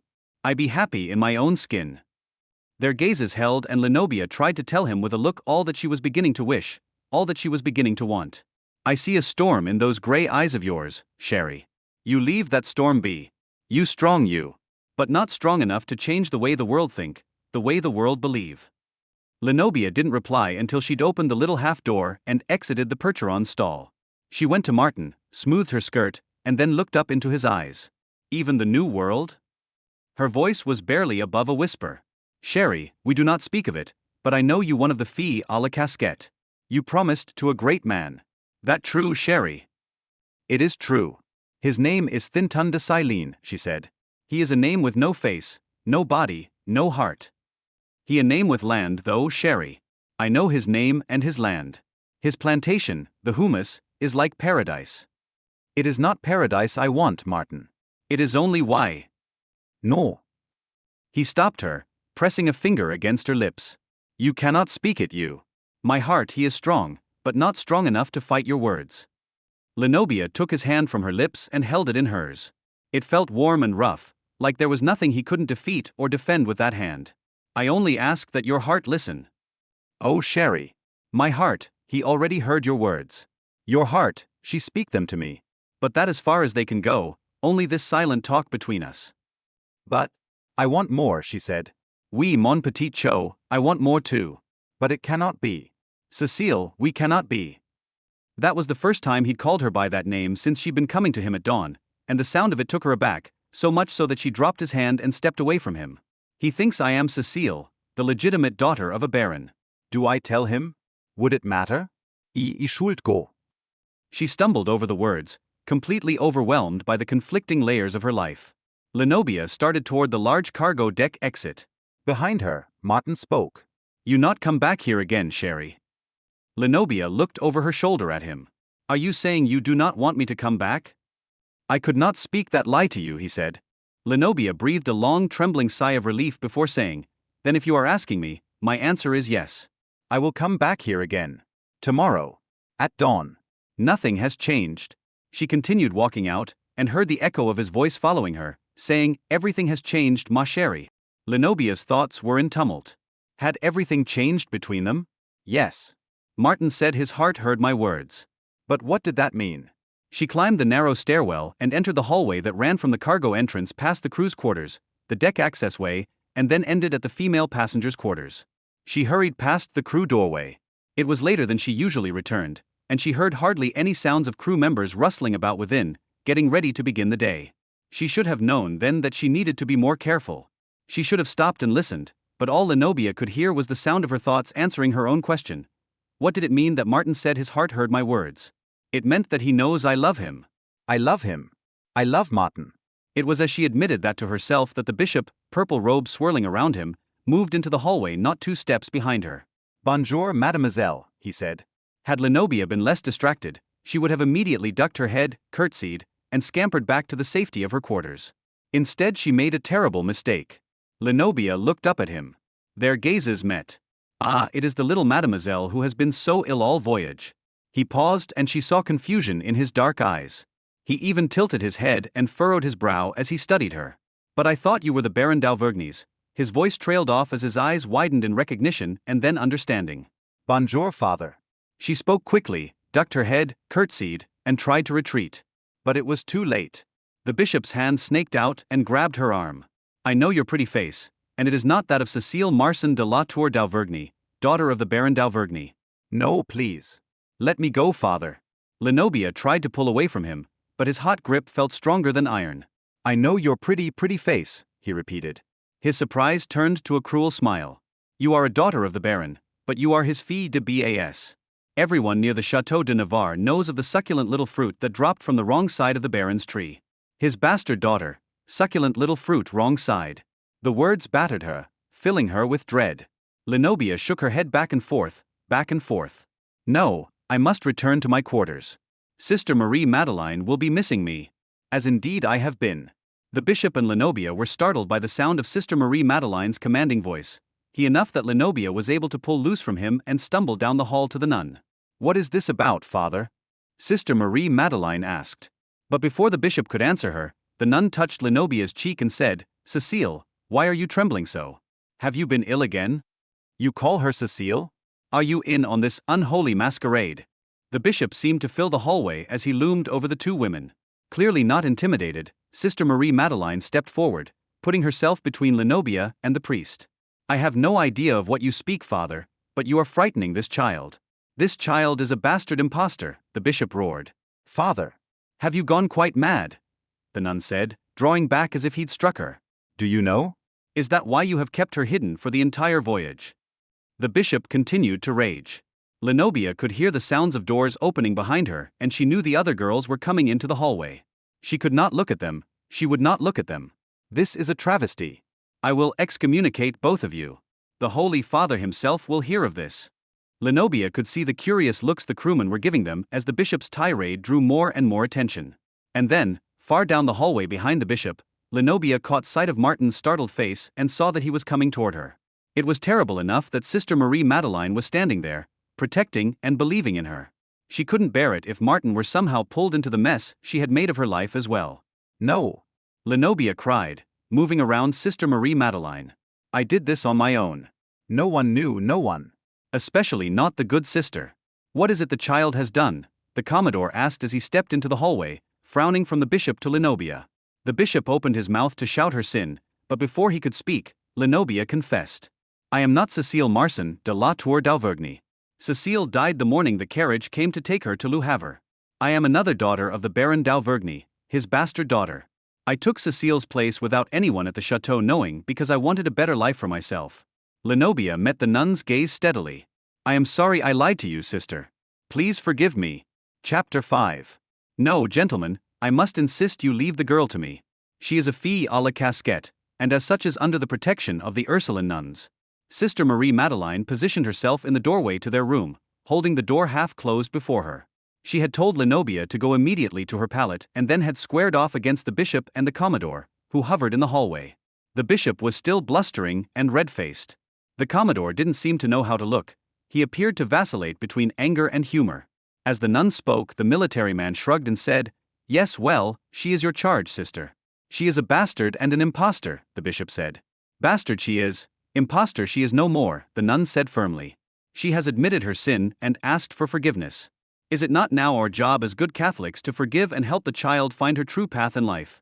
"You could not possibly believe I would allow you to marry that little bastard to a nobleman," said the bishop. "And you could not possibly believe I would involve myself in deceit and break my vow of honesty," the nun countered. Lenobia thought she could feel the heat of the bishop's anger all the way across the room. Then what are you going to do with her? He asked. "I am going to complete my charge and be certain she arrives in New Orleans safe and chaste. From there it will be up to the Ursuline Council and of course the child herself as to her future." "That sounds reasonable," said the Commodore. "Come, Charles, let us leave the women to women's dealings. I have a case of excellent port that we have not yet opened. Let us sample it and be sure it has survived the voyage thus far." Giving the sister a dismissive nod, he clapped the bishop on his shoulder before walking away. The purple-robed man didn't immediately follow the Commodore. Instead he looked past Sister Marie Madeleine to where Lenobia sat, arms hugging herself on her pallet. "God's holy fire burns out liars," he said. "I think God's holy fire does not burn out children though." "Good day to you, Father," Sister Marie Madeleine said, and then she closed the door in the priest's face. The room was so quiet Lenobia could hear Simonette's excited little breaths. Lenobia met Sister Marie Madeleine's gaze. "I am sorry," she said. The nun raised her hand. "First, let us begin with your name. Your real name." "Lenobia Whitehall." For a moment the rush of relief at being able to reclaim her name overshadowed fear and shame, and she was able to draw a deep, fortifying breath. "That is my real name. How could you do it? Pretend to be a poor dead girl?" Simonette said. She was staring at Lenobia with huge eyes as if she were an unusual and frightening species of creature newly discovered. Lenobia glanced at the nun. The sister nodded, saying, "They will all want to know. Answer now and be through with it." "I did not so much pretend to be Cecile, but rather I simply kept quiet." Lenobia looked at Simonette, dressed in her silks trimmed in sable, pearls and garnets twinkling around her slim white neck. "You do not know what it is to have nothing, no protection, no future. I did not want to be Cecile. I just wanted to be safe and happy." "But you are a bastard," said Aveline de Lafayette, the beautiful blonde youngest daughter of the Marquis de Lafayette. "You do not deserve the life of a legitimate daughter. How could you believe such nonsense?" Lenobia said. "Why should an accident of birth decide the worth of a person?" "God decides our worth," said Sister Marie Madeleine. "And last time I checked, you were not God, mademoiselle," Lenobia said to the young de Lafayette. Aveline gasped. "This daughter of a whore will not speak to me like that. My mother is not a whore. She is a woman who was too beautiful and too trusting." "Of course you would say that, but we already know you are a liar." Aveline de Lafayette picked up her skirts and began to brush past Lenobia, saying, "Sister, I will not share a room with a fille de Biais." "Enough." The sharpness of the nun's voice had even the arrogant de Lafayette pausing. "Aveline, at the Ursuline convent we educate women. We make no distinction between class or race in doing so. What is important is that we treat everyone with honesty and respect. Lenobia has given us honesty. We will return that with respect." The nun shifted her gaze to Lenobia. "I can listen to the confession of your sin, but I cannot absolve you of that sin." "For that you need a priest." Lenobia shuddered. "I will not confess to the bishop." Marie Madeleine's expression softened. "Begin by confessing to God, child. Then our good Father Pierre at the convent will hear your confession when we arrive." Her gaze moved from Lenobia to each of the other girls in the room. "Father Pierre would hear any of your confessions because we are each imperfect and in need of absolution." She turned back to Lenobia. "Child, would you join me on deck, please?" Lenobia nodded silently and followed the sister above. They walked the short way up to the aft part of the ship and stood beside the black railing and ornately carved cherubic figures that decorated the rear of the Minerva. They stood without speaking for a few moments, each woman looking out to sea and keeping to her own thoughts. Lenobia knew being discovered as an impostor would change her life, probably for the worse, but she couldn't help feeling a small thrill of release, of freedom from the lie that had been haunting her. "I hated the lie." She heard herself speak her thought aloud. "I am glad to hear you say it. You do not seem a deceitful girl to me." Marie Madeleine moved her gaze to Lenobia. "Tell me truly, did no one else know of your ruse?" Lenobia did not expect the question, and she looked away, not able to say the truth and not willing to tell another lie. Ah, I see. Your maman, she knew, Marie Madeleine said, not unkindly. No matter, what is done cannot be undone. I will not ask you about it again. Thank you, sister, Lenobia said quietly. The nun paused, and then with a sharper tone continued. You should have come to me when you first saw the bishop instead of pretending illness. I did not know what you would do, Lenobia said honestly. I am not quite certain myself, but I do know I would have done everything in my power to avert an ugly confrontation with the bishop such as the one we had today. The nun's gaze was sharp and clear. What is it that is between the two of you? Nothing on my part. Lenobia said quickly, then sighed and added, some time ago my maman, who is devout, said that we would no longer go to Massachusetts. Instead, she kept me home. That did not keep the bishop from coming to the chateau. It did not keep his eyes from searching me out. Did the bishop take your maidenhead? No. He did not touch me. I am still a maid. Marie Madeleine crossed herself. Thank the Blessed Mother for that. The nun exhaled a long breath. The bishop is a worriment to me. He is not the type of man I would want on the seat of St. Louis. But, God's ways are sometimes difficult for us to understand. The voyage will be over in a few weeks, and once we are in New Orleans the bishop will have many duties to keep him occupied and not thinking of you. So, it is only for a few weeks that we must keep you from the bishop's eye. We. Marie Madeleine's brows raised. Ursuline nuns are servants of the Holy Mother of us all, and she would not want me to stand idly by while one of her daughters is abused. Not even by a bishop. She brushed away Lenobia's thanks. You will be expected at dinner now that you have been found out. That cannot be avoided without setting you up for more ridicule and disdain. Ridicule and disdain are less offensive than the bishop's attention, Lenobia said. No. They make you more vulnerable to him. You will dine with us. Just call no notice to yourself. Even he cannot do anything in front of the crowd of us. Other than that, even though I am quite sure you are weary of pretending illness and remaining in your quarters, you must stay out of sight. Lenobia cleared her throat, lifted her chin, and took the plunge. Sister, for several weeks I have been leaving our quarters before dawn and returning before most of the ship awakens. The nun smiled. Yes, child. I know. Oh. I thought you were praying. Lenobia, I believe you will discover many of my good sisters and I are able to think and pray at the same time. I do appreciate your honesty. Where is it you go? Up here. Well, actually, over there. Lenobia pointed to a shadowy part of the deck where the lifeboats were stored. I watch the sunrise and walk around a little. And then I go down to the cargo hold. Marie Madeleine blinked in surprise. The cargo hold? Whatever for? Horses, Lenobia said. I am telling the truth, she rationalized. Horses drew me there. A matched pair of percherons. I like horses very much, and I am good with them. May I continue visiting them? Do you ever see the bishop on your dawn outings? No, this was the first morning, and that is only because I stayed out too long after dawn. The nun shrugged. As long as you are careful, I see no reason to trap you in your quarters any more than I absolutely must. But do be careful, child. I will, merci beaucoup, sister. Impulsively, Lenobia threw her arms around the nun and hugged her. After only a moment strong, motherly arms encircled her in return and the nun patted her shoulder. Do not worry, child, Sister Marie Madeleine murmured consolingly. There is a great shortage of good Catholic girls in New Orleans. We will find you a husband, do not fear. Trying not to think of Martin, Lenobia whispered, I would rather you find me a way to earn my living. The nun was still chuckling as they made their way back to the women's quarters. Asterisk, asterisk, asterisk. In the Commodore's private sitting room, directly below where Lenobia and Marie Madeleine had so recently been speaking, Bishop Charles de Beaumont stood by the open window silent as death, still as a statue. When the Commodore returned from the galley with 2 dusty bottles of port under his beefy arms, Charles put on a show of being interested in the year and vineyard. He pretended to enjoy the rich wine, when instead he drank deeply and without tasting it, needing to douse the flame of rage that burned so brightly within him while bits and pieces of the conversation he'd overheard boiled through his mind. What is it that is between the two of you? Did the bishop take your maidenhead? Ridicule and disdain are less offensive than the bishop's attention. But do be careful, child. The Commodore blustered on and on about tides and battle strategies and other such banal subjects, and Charles's anger, dampened by wine, simmered slowly and carefully, cooking fully in the juices of hatred and lust and fire, always fire. Asterisk, asterisk, asterisk.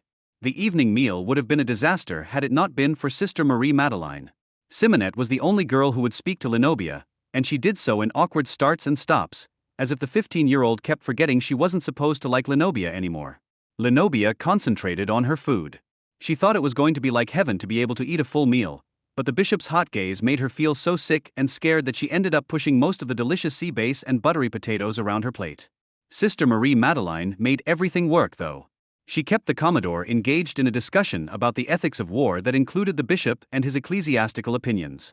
He couldn't ignore the nun, not when she was showing such obvious interest in the bishop's opinion. And in much less time than Lenobia would have imagined, the sister was asking to be excused. So soon, madam? The Commodore blinked blearily at her, face florid from the port. I was enjoying our conversation very much. Do forgive me, good Commodore, but I wish to go while there is still some light left in the evening sky. The mademoiselles and I should very much like to take a few turns about the deck. The mademoiselles, obviously shocked by the nun's proposal, stared at her in varying degrees of surprise and horror. Walk? About the deck? And why would you wish to do that, sister? Asked the bishop in a sharp voice. The nun smiled placidly at the bishop. I think we have too long been cooped in our rooms. Then she shifted her attention to the Commodore. Have you not explained many times about the healthful benefits of sea air? And look at you, monsieur, such a big, strong man. We would do well to emulate your habits. Ah, indeed, indeed. The Commodore's already massive chest swelled even fuller. Excellent. Then, with your permission, I am going to recommend the girls and I take frequent walks around the ship at varying times of the day. We must all be mindful of our health, and now that the last of the seasickness has dissolved, there is nothing to keep us to our quarters. Marie Madeleine said the last with a quick, knowing glance at Lenobia, followed by an apologetic look to the Commodore, as if including him in her chagrin at the girl's behavior. Lenobia thought Sister Marie Madeleine was absolutely brilliant. Very good, madam. Tip-top idea, really tip-top. Do you not think so, Charles? I think the good sister is a very wise woman, came the bishop's sly response. It is kind of you to say so, father, Marie Madeleine said. And do not let us startle you, as from here out you will never know where any of us could be. I will remember. I will remember. Suddenly the bishop's stern expression shifted and he blinked as if in surprise. Sister, I just had a thought that I am quite sure was brought on by your ambitious announcement about taking over the ship. But father, I did not mean. The bishop waved away her protestations. Oh, I know you mean no harm, sister. As I was saying, my thought was that it would be quite nice if you moved your shrine to the Holy Mother on deck, perhaps just above us, in the aft promenade that is nicely sheltered. Perhaps the crew would like to join in your daily devotions. He bowed to the Commodore and added, as time and their duties would allow, of course. Of course, parroted the Commodore. Well, certainly I could do that. As long as the weather remains clear, said Marie Madeleine. Thank you, sister. Consider it a personal favor to me. Very well, then. I feel we have accomplished so much tonight, the nun said enthusiastically. Au revoir, monsieur. Allons y, mademoiselles, she concluded, and then herded her group from the room. Lenobia felt the bishop's gaze until the door closed, blocking his view of her. Well, then, shall we walk a little? Without waiting for a response, Marie Madeleine strode purposefully to the short stairwell that led to the deck, where she breathed deeply and encouraged the girls to walk about. Stretch your young legs. As Lenobia passed the nun, she asked softly, what could he possibly want with the Holy Mother? I have no idea, Marie Madeleine said. But it certainly cannot hurt the Blessed Virgin to take a turn above deck. She paused, smiled at Lenobia, and added, just as it will not hurt the rest of us. For what you did tonight, sister, merci beaucoup. You are quite welcome, Lenobia. Stern, Stern, Stern. The bishop made his excuses and left the Commodore to his port. He retired to his small bedchamber, sat at the single desk, and lit one long, thin candlestick. As his fingers caressed the flame, he thought about the bastard girl. At first he had been enraged and shocked by her deception. But then as he watched her, his rage and surprise coalesced to form a much deeper emotion. Charles had forgotten the girl's beauty, though the many weeks of forced celibacy aboard this accursed ship could have something to do with her effect upon him. No, he spoke to the flame. It is more than my lack of a bedmate that makes her desirable. She was even lovelier than he'd remembered, though she had lost weight. That was a shame, but easily remedied. He liked her softer, rounder, more succulent. He would make sure she ate, whether she wanted to or not. No, he repeated. There is more to it. It was those eyes. That hair. The eyes smoldered, like smoke. He could see that they called to him, even though she was trying to deny their pull. The hair was silver, like metal that had been tested and hardened by fire, and then pounded into something more than it had once been. Enche is not atru fille à la casquette. She will never be the bride of a French gentleman. She is, in fact, fortunate to have caught my attention. Being my mistress is more, much more than she has to hope for from her future. Ridicule and disdain are less offensive than the bishop's attention. The memory of her words came to him, but he did not allow himself to become angry. She will take convincing. No matter. I like it better if they have some spirit. His fingers passed through the flame, over and over, absorbing heat but not burning. It would be good to make the girl his mistress before they reached New Orleans. Then those pompous Ursulines would have nothing about which to squawk. A virgin girl they might care about, a deflowered bastard who had become the mistress of a bishop would be out of their care and beyond their reach. But first he must make her his own, and in order to do that he needed to silence that virgin be damned nun. His free hand fisted around the ruby cross that hung in the middle of his chest, and the flame flickered wildly. It was only the nun's protection that was keeping the bastard from being his plaything for the rest of the journey and beyond, only the nun who could draw down the wrath of the church upon him. The other girls were inconsequential. They would not consider standing against him, much less speaking against him to any authority. The Commodore cared for nothing except a smooth voyage and his wine. As long as Charles did not rape her in front of the man, he would probably show only a mild interest, though possibly he might want to use the girl himself. The bishop's hand, the one that had been stroking the flame, closed in a fist. He did not share his possessions. Yes, I will have to rid myself of the nun. Charles smiled and relaxed his hand, allowing it to play through the flame again. And I have already taken steps to hasten her untimely end. It is such a shame that the habit she wears is so voluminous and so highly flammable. I can sense a terrible accident might befall her. Chapter 6. Dawn could not come soon enough for Lenobia. Finally, when the sky through her porthole began to blush, Lenobia could wait no longer. She almost sprinted to the door, pausing only because Marie Madeleine's voice warned, "Have a care, child. Do not remain too long with the horses. Staying out of the bishop's sight means you are staying out of his mind as well." "I will be careful, sister," Lenobia assured her before disappearing into the hallway. She did watch for the sunrise, though her thoughts were already below decks, and before the orange disk had fully broken free of the watery horizon, Lenobia was hurrying silently but quickly down the stairs. Martin was already there, sitting on a bale of hay, facing the direction from which she usually came into the cargo hold. The greys whinnied at her, which made her smile, and then she looked at Martin, and her smile faded. The first thing she noticed was that he hadn't brought her a bacon and cheese sandwich. The next thing she noticed was the absence of expression on his face. Even his eyes seemed darker and subdued. Suddenly, he was a stranger. "What do I call you?" His voice was as emotionless as his face. She ignored his strangeness and the awful feeling it gave her in the pit of her stomach, and spoke to him as if he were asking her which brush to use on the horses, like nothing at all was amiss. "Lenobia is my name, but I like it when you call me Sherry." "You lie to me, you." His tone stopped her pretense, and she felt the first chill of rejection pass through her body. Not on purpose. "I did not lie to you on purpose." Her eyes begged him to understand. A lie still a lie, he said. All right. "You want to know the truth. Can you tell it? She felt as if he had slapped her. "I thought you knew me." "I thought I did too. And I thought you trusted me. Maybe I was wrong twice." "I do trust you. The reason I did not tell you I was pretending to be Cecile was because when I was with you, I was the real me. There was no pretense between us. There was just you and me and the horses." She blinked back her tears and took a few steps toward him. I would not lie to you, Martin. "Yesterday was the first time you called me by her name, called me Cecile. Remember how quickly I left?" He nodded. "It was because I did not know what to do. It was then that I remembered I was supposed to be pretending to be someone else, even with you." There was a long silence, and then he asked, "Would you have ever told me?" Lenobia didn't hesitate. She spoke from her heart to his. Yes. "I would have told you my secret when I told you I loved you." His face reanimated, and he closed the few feet that separated them. No, chérie. "You cannot love me." Cannot? "I already do." "It is impossible." Martin reached out, took her hand, and lifted it gently. Then he raised his own arm until the two were side by side, flesh to flesh. "You see the difference, you?" "No," she said softly, gazing down at their arms, their bodies. "All I see is you. Look with your eyes and not your heart. See what others will see." Others?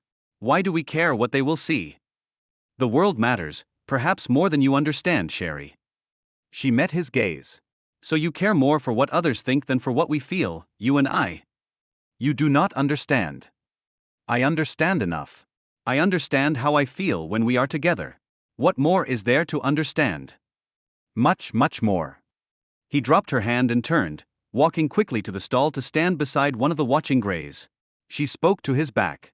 I said I would not lie to you. Can you say the same to me? I will not lie to you, he said, without turning to look at her. Do you laugh, M.E.? Tell me the truth, Martin, please. The truth? What difference does the truth make in a world like this? It makes all the difference to me, she said. He turned and she saw that his cheeks were wet with silent tears. I love you, Sherry. It feels like it will kill me, but I love you. Her heart felt as if it were flying as she moved to his side and slipped her hand within his. I am no longer betrothed to Thinton de Silene, she said, reaching up to brush the tears from his face. He cupped his hand over hers and pressed it to his cheek. But they will find someone new for you. Someone who cares more about your beauty than your name. As he spoke, he grimaced as if the words hurt him. You. Why can it not be you? I am a bastard. Surely a bastard can marry a Creole. Martin laughed humorously. Oui, chérie. A bastard can marry a Creole, if that bastard be black. If she be white, they cannot marry. Then I do not care about being married. I only care about being with you. You are so young, he said softly. So are you. You cannot be 20 yet. I be 21 next month, Sherry. But inside I am old, and I know even love cannot change the world, at least not in time for us. It has to. I am going to make it. You know what they do to you, this world you think love can change? They find out you love me, you give yourself to me, they hang you, or worse. They rape you and then hang you. I will fight them. To be with you, I will stand against the world. I don't want that for you. Sherry, I will not be the cause of harm to come against you. Lenobia stepped back, away from his touch. My maman told me that I must be brave. I must become a girl who was dead so that I could live a life without fear. So I did that terrible thing I did not want to do. I lied and tried to take on the name, the life, of someone else. As she spoke, it was as if a wise mother were whispering to her, guiding her thoughts and her words. I was afraid, so afraid, Martin. But I knew I had to be brave for her, and then somehow that changed and I became brave for me. Now I want to be brave for you, for us. That not brave, Sherry, he said, his olive eyes sad, his shoulders slumped. That just young. You and me, our love belonged to a different time, a different place. Then you deny us? My heart cannot, but my mind, he say keep her safe, don't let the world destroy her. He took a step toward her, but Lenobia wrapped her arms around herself and stepped back from him. He shook his head sadly. You should have babies, Sherry. Babies that don't have to pretend to be white. I think you know a little what it like to pretend, don't you? Here is what I know, that I would rather pretend 1,000 times over than deny my love for you. Yes, I am young, but I am old enough to know that one-sided love can never work. When he said nothing, she wiped the back of her wrist angrily across her face, sweeping away her tears, and continued, I should leave and not come back and spend the rest of the voyage anywhere but down here. Oui, chérie. You should. Is that what you want? No, fool that I am. It is not what I want. Well then, we are both fools. She walked past him and picked up one of the curry brushes. I am going to groom the greys. Then I will feed them. Then I will return to my quarters and wait until tomorrow's dawn calls me free. Then I will do the same thing all over again. She moved into the stall and began brushing the nearest grey. Still outside the stall, he watched her with olive eyes that she thought looked sad and very, very old. You are brave, Lenobia. And strong. And good. When you are a woman grown, you will stand against the darkness in the world. I know this when I look into your storm cloud eyes. But, ma belle, choose battles you can win without losing your heart and your soul. Martin, I stopped being a girl when I stepped into Cecile's shoes. I am a woman grown. I wish you understood that. He sighed and nodded. You right. I know you a woman, but I not the only one who knows this. Sherry, I heard talk today from the Commodore's servants. That bishop, he don't keep his eyes from you all during dinner. Sister Marie Madeline and I have already spoken of it. I am going to stay out of his sight as much as possible. She met his gaze. You do not need to worry about me. I have been avoiding the bishop and men like him for the past 2 years. From what I see, there are not many men like the bishop. I feel something bad follows him. His bacchas, I think it turn against him. Bacchus? What is that? Lenobia paused in grooming the grey and leaned against the big horse's side while Martin explained. Think of a bacchus like a soul catcher, and it catch 2 kind of souls, high and low. Balance is best for a bacchus. We all have good and bad in us, Sherry. But if the wearer is out of balance, if he do evil, then the Bacchus turn against him and there is darkness set free, terrible to behold. How do you know all of this? My maman, she come from Haiti, along with many of my father's slaves. It the old religion that they follow. They raised me. I follow it. He shrugged and smiled at her wide-eyed expression. I think we all come from the same place. We all go back there someday too. Just lots of different names for that place because there are so many different kinds of people. But the bishop is a Catholic priest. How could he know about an old religion from Haiti? Sherry, you don't have to be told about a thing to feel it, to know it. Bacchus are real, and sometimes they find the wearer. That ruby he wear around his neck, that a Bacchus if I ever see one. The ruby is a cross, Martin. It also a Bacchus, and one that has turned to bad, Sherry. Lenobia shivered. He frightens me, Martin. He always has. Martin strode over to her and reached under his shirt, pulling out a long piece of slender leather tied to a small leather pouch that had been dyed a beautiful sapphire blue. He pulled it from around his neck and put it around hers. This gris-gris protect you, Sherry. Lenobia fingered the little pouch. What is in it? I wear it most my whole life and I don't know for certain. I know there 13 small things in it. Before she die, my maman she make it for me to protect me. It worked for me. Martin took the pouch from her fingers. Looking deeply in her eyes, he raised it to his lips and kissed it. Now it work for you. Then slowly, deliberately, he hooked one finger on the fabric in the front of her bodice and pulled gently so that the shift came away from her skin. He dropped the little bag within, where it lay against her breast, just above her mother's rosary. Wear it close to your heart, Sherry, and the power of my maman's people will never be far from you. His nearness made it hard for her to breathe, and when he released her, Lenobia thought she felt the warmth of his kiss through the little jewel-colored pouch. If you give me your mother's protection, then I have to replace it with my mother's. She took the rosary beads from around her neck and held them out to him. He smiled and bent so she could put them on him. He lifted a bead and studied it. Carved wooden roses. You know what my maman's people use rose oil for, Sherry? No. She still felt breathless at his closeness and at the intensity of his gaze. Rose oil make potent love spells, he said, the corners of his lips lifting. You trying to bespell me, Sherry? Maybe, Lenobia said, their gazes locking and holding.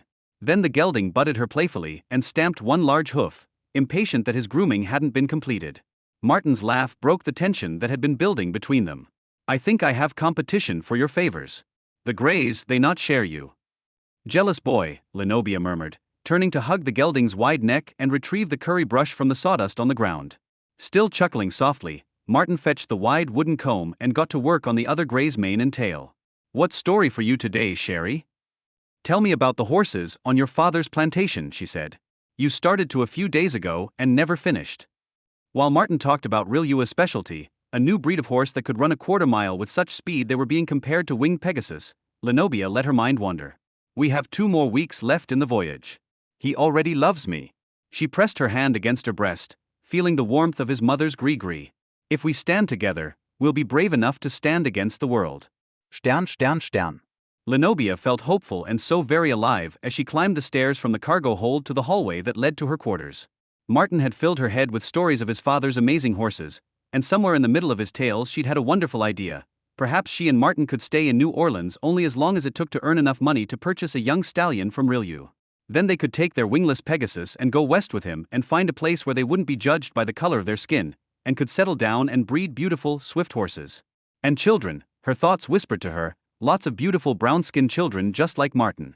She would ask Marie Madeleine to help her find employment, maybe even something in the Ursuline nun's kitchen. Everyone needed a scullery maid who could bake delicious bread, and Lenobia had learned that skill from the Baron's host of talented French chefs. Your smile makes you even more lovely, Lenobia. She hadn't heard him enter the hallway, but he was suddenly there, blocking her way. Lenobia's hand went up to touch the leather thong hidden under her chemise. She thought about Martin and the power of his mother's protection, raised her chin, and met the bishop's gaze. Excuses-moi, father, she said coldly. I must get back to Sister Marie Madeleine. She will be at her morning prayers, and I would very much like to join her. Surely you are not angry with me about yesterday. You must realize what a shock it was to realize your deception. As the bishop spoke, he stroked the ruby cross. Lenobia watched him carefully, thinking how odd it was that it seemed to flash and shine even in the dim light of the passageway. I would not dare to be angry with you, father. I only wish to return to our good sister. He stepped closer to her. I have a proposal for you, and when you hear it you will know that with the great honor I pay you, you can dare much more than anger. I am sorry, father. I do not know what you could mean, she said, trying to sidle around him. Do you note, ma petite basse? I look in those eyes of yours and I see many things.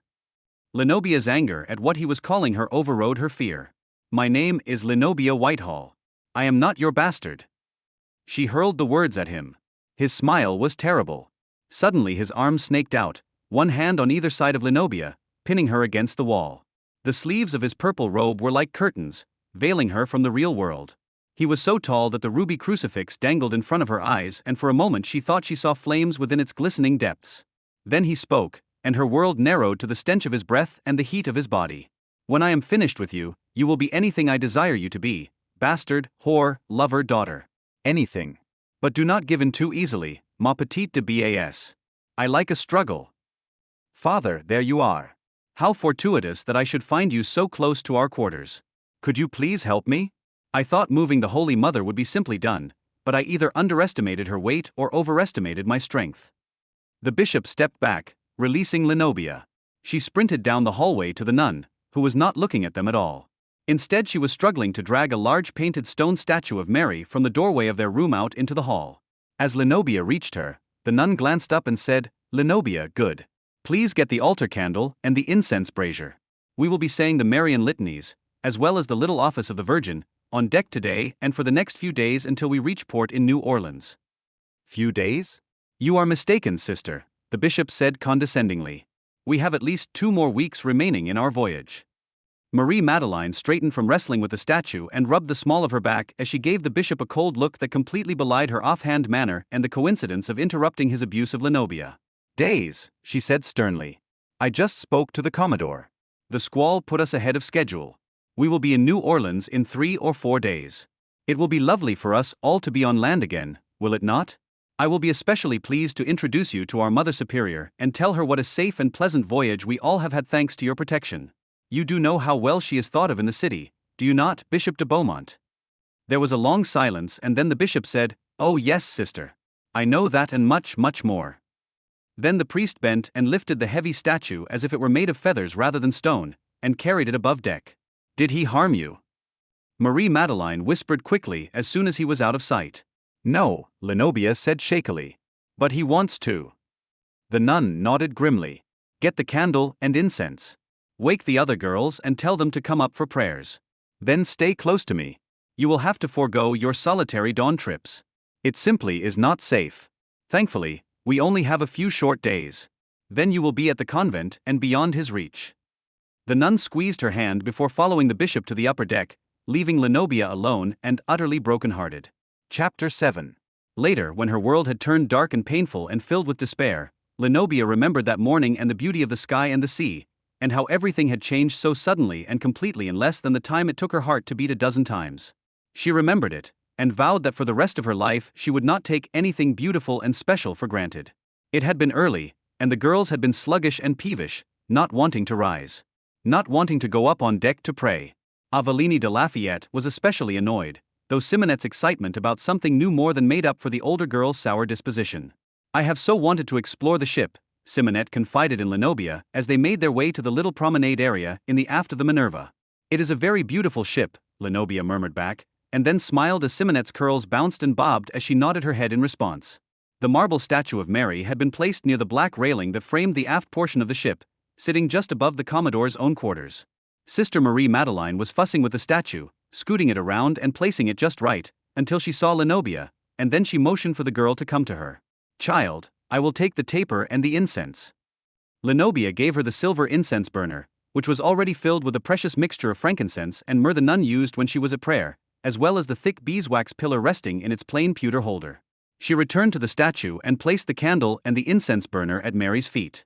Girls, the nun addressed her crowd, and then with a slight smile she nodded her head in acknowledgement of the crew members who were beginning to congregate curiously toward them. And good gentlemen, let us begin this lovely morning with the Marian litanies as a thanksgiving for the news that we are mere days from our destination of New Orleans. She motioned for the watching crew to come closer. As they approached, Lenobia looked for Martin in the group but was disappointed when she did not see his familiar face. Oh my. We need a brand from below to light Mary's taper. Lenobia, child, could you please? Do not fret, sister. I will light Mary's fire. The girls parted like fog to sunlight, and the bishop strode through them with a long wooden brand in his hand, the end of which flickered with flame. He offered it to the nun, and she took it with a strained smile. Thank you, Father. Would you like to lead the Marian litany this morning? No, sister. I believe the litanies of Mary are more fully appreciated when led by a woman. With a bow of his head, the bishop retreated to the far side of the aft promenade, where the crew members were gathering. He stood in front of them. Lenobia thought his choice of position made it appear uncomfortably, as if he were planning to lead the phalanx of men against them. Nonplussed, Sister Marie Madeleine lit the candle and the incense. Then she knelt and genuflected. Lenobia and the rest of the girls followed her example. Lenobia was positioned to the nun's left, facing the statue, but also turned so that she could see the bishop, so she saw his arrogant hesitation, which made his kneeling appear patronizing rather than obedient.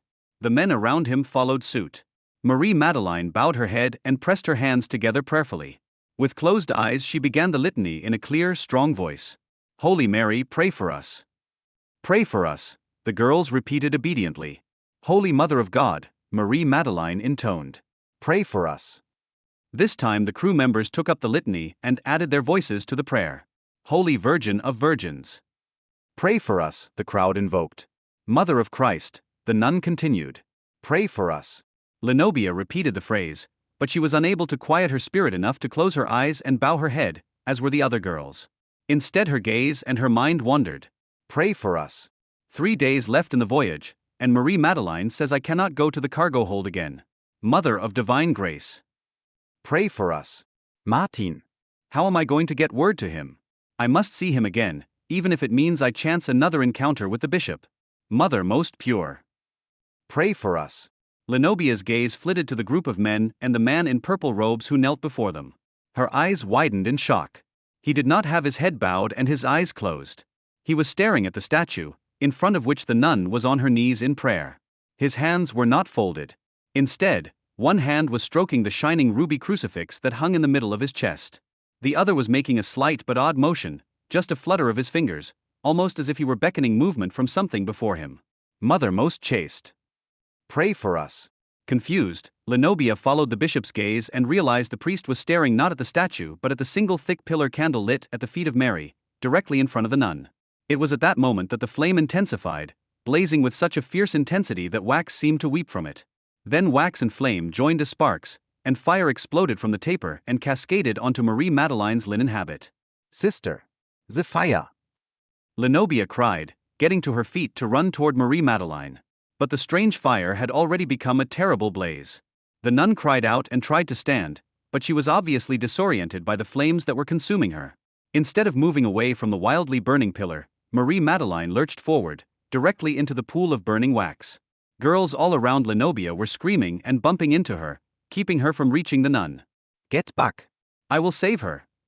The bishop yelled as he ran forward, purple robes billowing like flame behind him, with a bucket in his hands. No. Lenobia screamed, remembering the lessons she had learned in the kitchen about wax and grease and water. Get a blanket, not water. Smother it. The bishop threw the bucket of water on the burning nun, and the fire exploded, raining flaming hot wax into the crowd of girls and creating panic and hysteria. The world became fire and heat. Still, Lenobia tried to get to Marie Madeleine, but strong hands entrapped her waist and pulled her back. No. She screamed, fighting to get away. Chérie. You cannot help her. Martin's voice was an oasis of calm in chaos, and Lenobia's body went limp. She let him pull her back out of range of the burning aft deck. But in the midst of the flames, Lenobia saw Marie Madeleine stop struggling. Completely engulfed in flame, the nun walked to the railing, turned, and for an instant her gaze met Lenobia's. Lenobia would never forget that moment. What she saw in Marie Madeleine's eyes was not pain or terror or fear. She saw peace. And within her mind echoed the nun's voice, mixed with another that was stronger, clearer, and otherworldly in its beauty. Follow your heart, child. The mother shall always protect you. Then the nun stepped over the railing and purposely leaped overboard into the cool, welcoming arms of the sea. The next thing Lenobia remembered was Martin ripping off his shirt and using it to beat out the flames that had been licking at her skirt. You stay here, he shouted at her when the fire was out. Don't move you. Lenobia nodded woodenly, and then Martin joined the other crew members as they used clothes and pieces of sails and rigging to pound out the fire. Commodore Cornwallis was there, shouting orders and using his blue dress jacket to beat out pockets of fire, which now seemed to extinguish with an unnatural ease. I was trying to help. I did not know. Lenobia's gaze was drawn by the bishop's cries. He was standing at the railing, looking over into the sea. Charles, are you burned? Are you injured? Lenobia watched the Commodore hurry over to him just as the priest swayed and almost fell overboard. The Commodore caught him in time. Come away from the railing, man. No, no. The bishop shook him off. I must do this. I must. He lifted his arm, made the sign of the cross, and then Lenobia heard him begin the last rites prayer. Domine sancte. Lenobia had never loathed anyone so much in her life. Simonette lurched into her arms, pink and singed and sobbing. What do we do now? What do we do now? Lenobia clung to Simonette, but she could not answer the girl. Mademoiselles. Are any of you injured? The Commodore's voice boomed as he waded through the group of weeping girls, pulling out those who had been closest to the flames and directing the ship's surgeon to them. If you are uninjured, go below. Clean yourselves. Change your clothes. Rest, mademoiselles, rest. The fire is out. The ship is sound. You are safe. Martin was lost in the smoke and confusion, and Lenobia had no choice but to go below with Simonette still holding tightly to her hand. Did you hear her too? Lenobia whispered as they made their way, trembling and crying, down the narrow hallway. I heard the sister scream. It was terrible. Simonette sobbed. Nothing else? You did not hear what she said. Lenobia persisted. She said nothing. She only screamed. Simonette gazed at her with wide, tear-filled eyes. Have you gone mad, Lenobia? No, no, Lenobia said quickly, putting a reassuring arm around her shoulders. I almost wish I was mad, though, so I would not have to remember what just happened. Simonette sobbet anev. Oui, I will not leave the room until we have reached land. Not even to go to dinner. They cannot force me. Lenobia hugged her tightly and said nothing more. Stern, Stern, Stern. Lenobia did not leave her quarters for the next 2 days. Simonette needn't have worried about being forced to the Commodore's room for the evening meals. Food was brought to them instead. Sister Marie Madeleine's death had cast a spell over them all, and the normal fabric of shipboard life had unraveled. The loud and sometimes bawdy songs the crew had been singing for weeks were no more. There was no laughter. No shouting. The ship itself seemed to have gone silent. Within hours of the nun's death, a fierce wind came up from behind them, caught the sails, and propelled them forward as if the breath of God were blowing them from the site of violence. In their quarters, the girls were in shock. Simonette and a few others still wept on and off. Mostly they huddled on their pallets, talked in hushed voices, or prayed. The galley servants who brought them food assured them all was well and that they would make land soon. The pronouncement evoked nothing but somber looks and silent tears. All the while Lenobia thought and remembered. She remembered Marie Madeleine's kindness. She remembered the nun's faith and strength. She remembered the peace she'd seen in her dying eyes and the words that had echoed magically through her mind. Follow your heart, child. The mother shall always protect you. Lenobia remembered Sister Marie Madeleine, but she thought about Martin. She also thought about the future. It was just before dawn of the third day that Lenobia made her decision, and she crept silently from the room that had begun to feel like a mausoleum. She did not watch the dawn. She went directly to the cargo hold. Odysseus, the black and white giant of a cat, was rubbing against her legs as she got close to the stall. The horses saw her first, and both greys trumpeted greetings, which had Martin whirling around, closing the space between them in 3 long strides, and pulling her into his arms, hugging her close. She could feel his body trembling as he spoke. You came, Sherry. I don't think you would. I think I never see you again. Lenobia rested her head against his chest and breathed in the scent of him, horses, hay, and the honest sweat of a man who worked hard every day. I had to think before I came to see you, Martin. I had to decide. What is it you decide, Sherry? She lifted her head and looked up at him, loving the light olive of his eyes and the brown flecks that sparkled like amber within them. First, I have to ask you something. Did you see her jump into the ocean? Martin nodded solemnly. I did, Sherry. It was a terrible thing. Did you hear anything? Only her screams. Lenobia drew a deep breath. Just before she leaped overboard, she looked at me, Martin. Her eyes were full of peace, not fear or pain. And I did not hear her screams. Instead, I heard her voice, mixed with another's, telling me to follow my heart, that the mother shall always protect me. The nun, she was a very holy woman, one of much faith and goodness. Her spirit strong. It might have been speaking to you. Maybe her Mary she loves so much speaking to you too. Lenobia felt weak with relief. Then you believe me? Oui, chérie. I know there's more to the world than what we can see and touch. I believe that too. She drew a deep breath and squared her shoulders, and in a voice that surprised even herself by how grown-up she sounded, she declared, "At least now I do. So what I want to say to you is this: I love you, Martin, and I want to be with you. Always. I do not care how. I do not care where. But seeing Marie Madeleine die has changed me. If the worst that can happen to me for choosing to live by your side is that I die in peace loving you, then I choose whatever happiness we can find in this world." Chérie, no. Do not answer me now. Take 2 days after we dock, just like I took 2 days. You have to know for sure either way, Martin. If you say no, then I do not want to see you again, ever. If you choose yes, I will live by your side and bear your children. I will love you until the day I die, only you, Martin. Always only you, I vow it. Then, before she could weaken and beg him and hold him and weep, she walked away from him and picked up the familiar curry brush and entered the Percheron stall, caressing the big horses and murmuring endearments in greeting. Martin followed her slowly. Not speaking to her or looking at her, he moved to the second of the 2 geldings and began working his way through the tangle of the horse's mane. Thus he was hidden from the bishop's view when the priest entered the cargo hold. Grooming beasts, not a job for a lady. But then you are no lady, are you, ma petite de bas?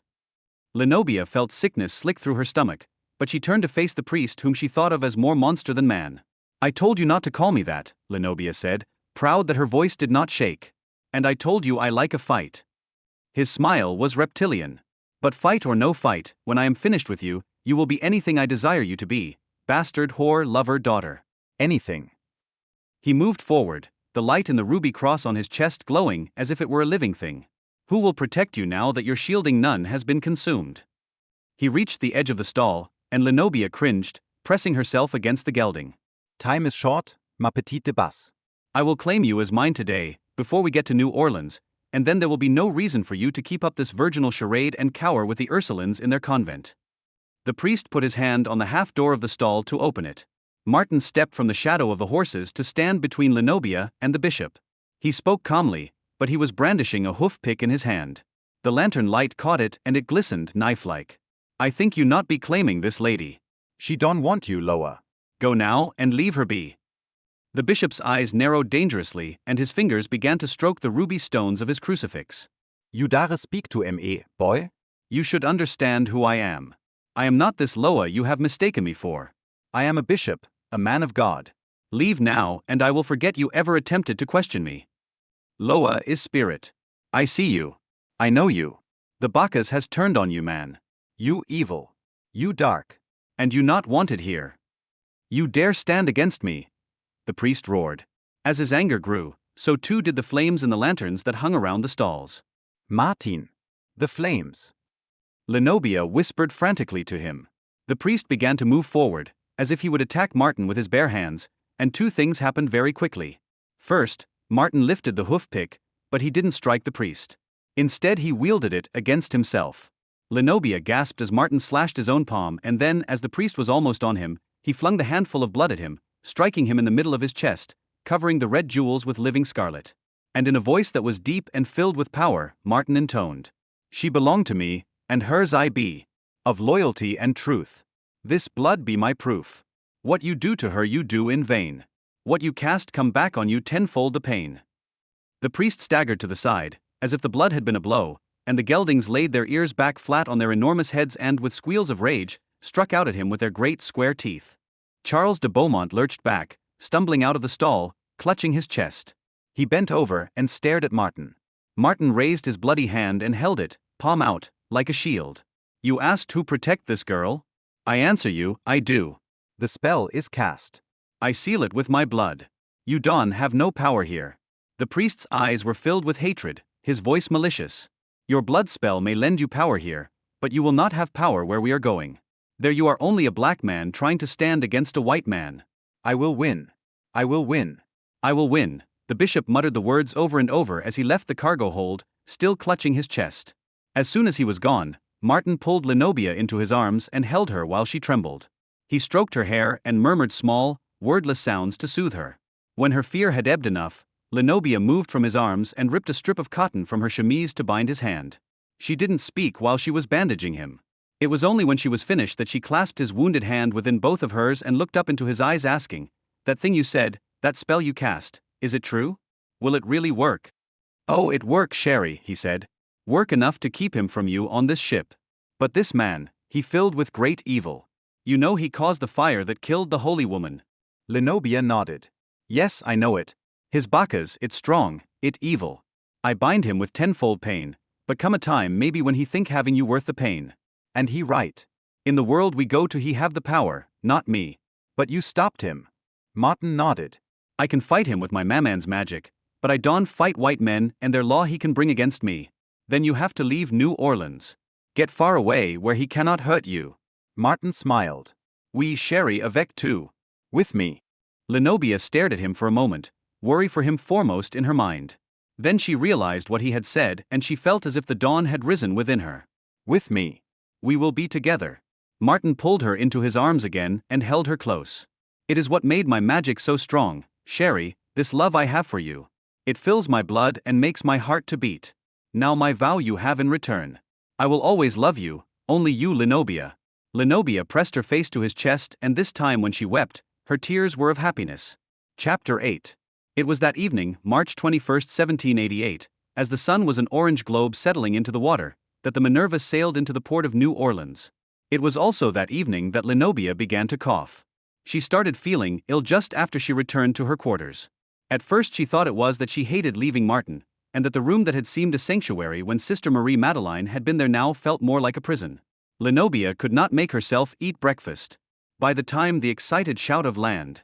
I see land!" was ringing across the ship and the girls were hesitantly emerging from their rooms to huddle together on the deck, staring at the growing mass of land before them, Lenobia was feeling flushed and had to muffle her coughs in her sleeve. "Mademoiselles, I would not usually have you disembark in darkness, but because of the recent tragedy with Sister Marie Madeleine, I believe it is best that you are landed in safely within the Ursuline convent as soon as is possible." The Commodore made the pronouncement to the girls on deck. "I know the abbess.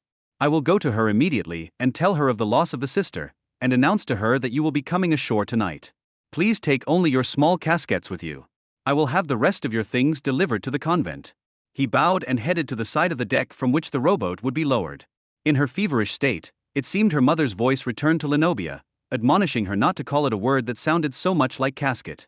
Lenobia moved slowly below decks with the rest of the girls, feeling eerily like the voice from the past was an omen of the future.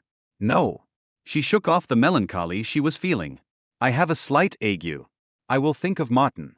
He is making plans for us to leave New Orleans and go west, where we will be together, forever."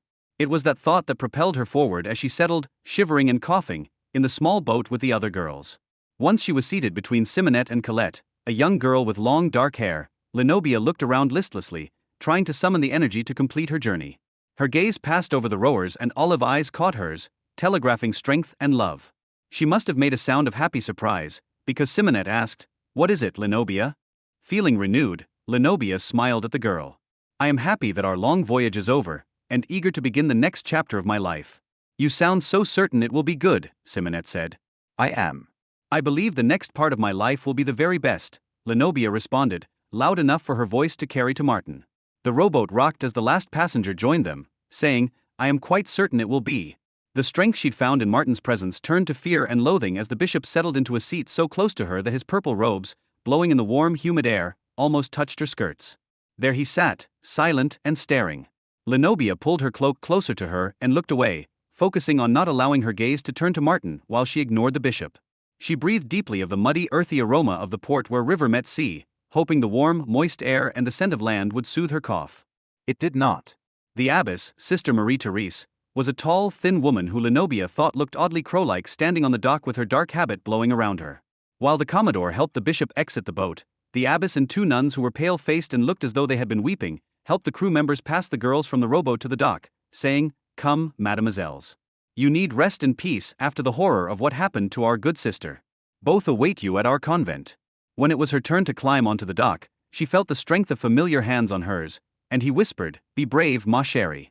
I will come for you."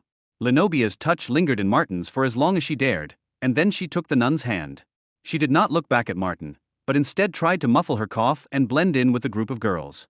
When they were all on shore, the abbess bowed her head slightly to the bishop and the commodore and said, "Merci beaucoup for delivering my charges unto me.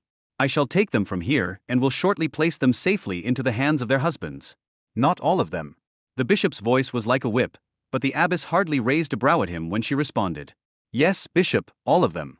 The commodore has already explained to me the unfortunate mistake in the identity of one of the girls. That does not make her any less my charge, it simply changes the choice of husband for her." Lenobia couldn't squelch the wet cough that racked her. The bishop glanced sharply at her, but when he spoke his voice had taken on a smooth, charming tone. His expression was not angry or threatening, it was only concerned. "I am afraid that the errant girl has become infected with something other than the sins of her mother. Do you truly want her contagion in your convent?" The abbess moved to stand beside Lenobia. She touched her face, lifting her chin and looking into her eyes. Lenobia tried to smile at her, but she simply felt too ill, too overwhelmed. And she was trying desperately and unsuccessfully not to cough. The nun smoothed back the silver hair from Lenobia's damp brow and murmured, "It has been a difficult journey for you, has it not, child?" Then she turned to face the bishop. "And what would you have me do, bishop? Not show her Christian charity at all and leave her on the dock?" Lenobia watched his eyes flash with anger, but he tempered his rage, responding, "Of course not, sister.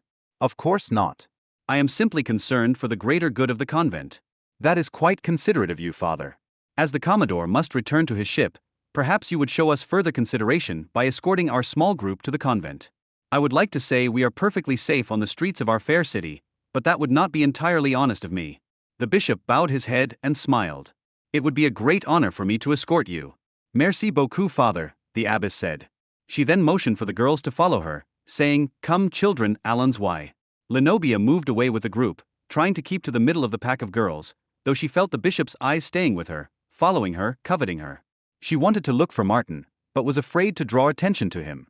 As they walked away from the dock, she heard the sound of the rowboat's oars striking the water and knew he must be returning to the Minerva. "Please come for me soon, Martin. Please." Lenobia sent a silent plea into the night. And then she turned her entire concentration to putting one foot before the other and trying to breathe between coughing fits.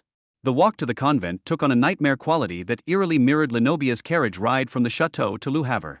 There was no mist, but there was darkness and smells and sounds that were oddly familiar. French voices, beautiful filigreed ironwork galleries flanked by floating curtains through which crystal chandeliers twinkled, mixed with a strange sound of English spoken in a cadence that reminded her of Martin's musical accent. The foreign scents of spice and silty earth were tinged with the sweet, buttery aroma of fried beignet. With each step, Lenobia felt herself getting weaker and weaker. "Lenobia, come on, stay with us." Lenobia blinked through the sweat that had been running down her brow and into her eyes to see that Simonette had paused at the rear of the group to call to her. "How have I gotten so far behind them?" Lenobia tried to hurry, tried to catch up, but there was something in front of her. Something small and furred that she stumbled over, almost falling to the cobblestone street. A strong, cool touch took her elbow, righting her, and Lenobia looked up into eyes blue as a spring sky and a face so beautiful she thought it otherworldly, especially as it was decorated with a tattoo pattern that was feather-like and intricate. "My apology, daughter," the woman said, smiling an apology. "My cat often goes where he will. He has tripped up many who are healthier and stronger than you." "I am stronger than I look," Lenobia heard herself rasping.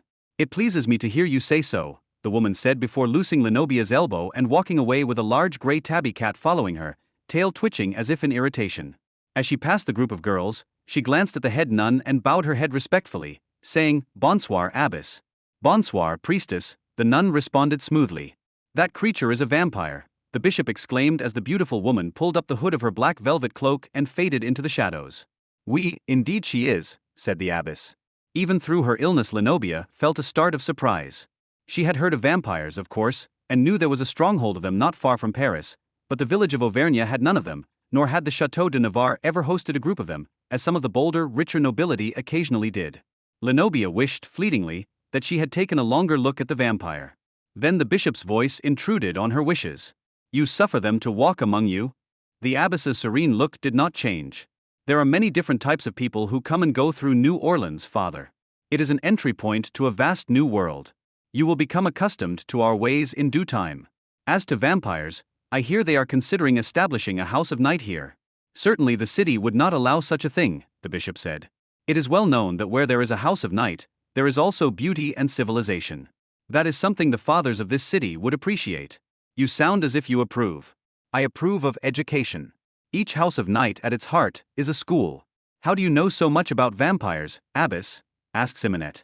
Then she looked startled at her own question and added, I do not mean disrespect by asking such a thing. Such a thing is normal curiosity, the abbess responded with a kind smile. My older sister was marked and changed to vampire when I was just a child. She still visits my parents' home near Paris. Blasphemy, the bishop muttered darkly. Some say so, the abbess said, shrugging dismissively. Lenobia's next coughing spell pulled the nun's attention from the bishop. Child, I do not believe you are well enough to walk the rest of the way to the convent. I am sorry, sister. I will be better if I rest for a moment. Unexpectedly, at that moment Lenobia's legs became like water and she dropped to her bottom in the middle of the street. Father. Bring her here, quickly, the nun ordered. Lenobia cringed at the bishop's touch, but he only smiled and with one strong movement, bent and lifted her into his arms as if she were a child. Then he followed the nun into the long narrow stables that connected two vividly painted homes, both with elaborate galleries that stretched the length of their second stories. Here, father. She can rest comfortably on these bales of hay. Lenobia felt the bishop's hesitation, as if he did not want to let her go, but the abbess repeated, Father, here.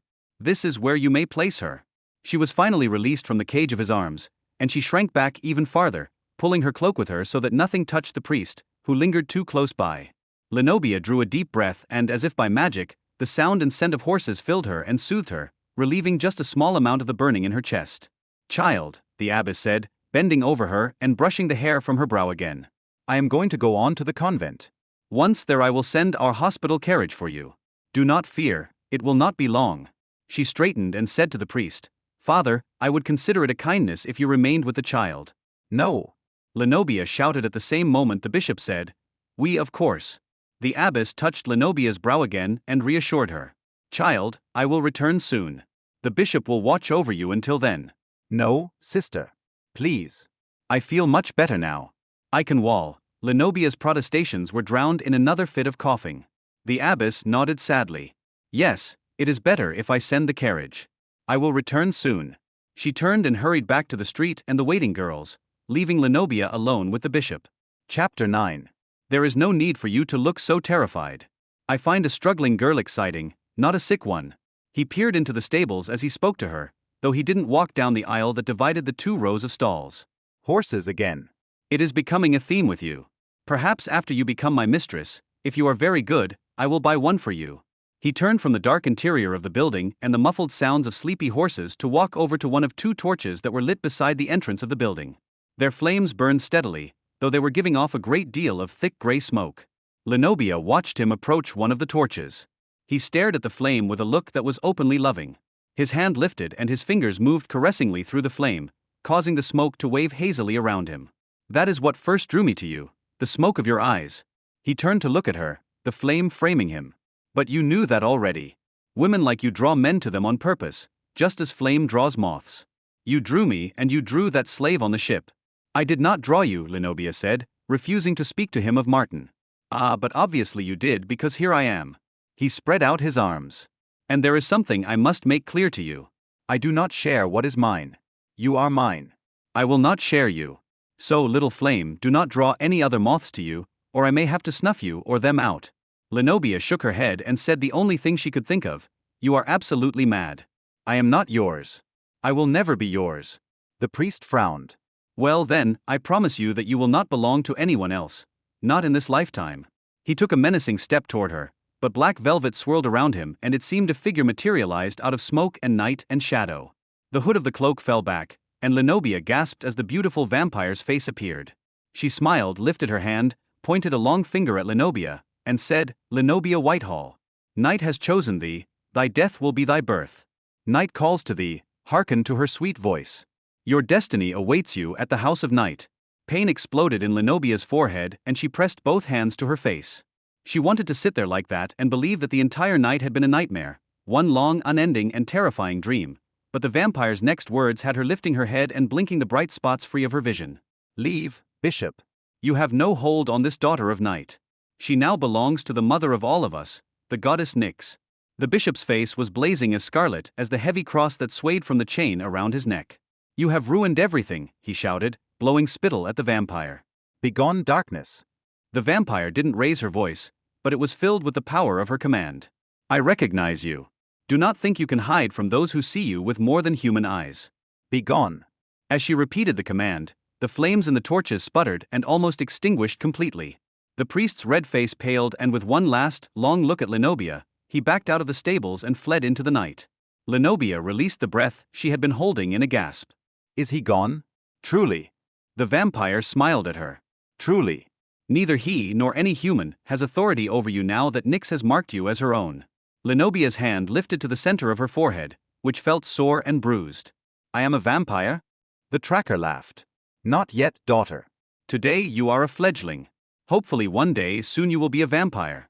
The sound of running footsteps had both of them turning defensively, but instead of the bishop, it was Martin who burst into the stable. Sherry.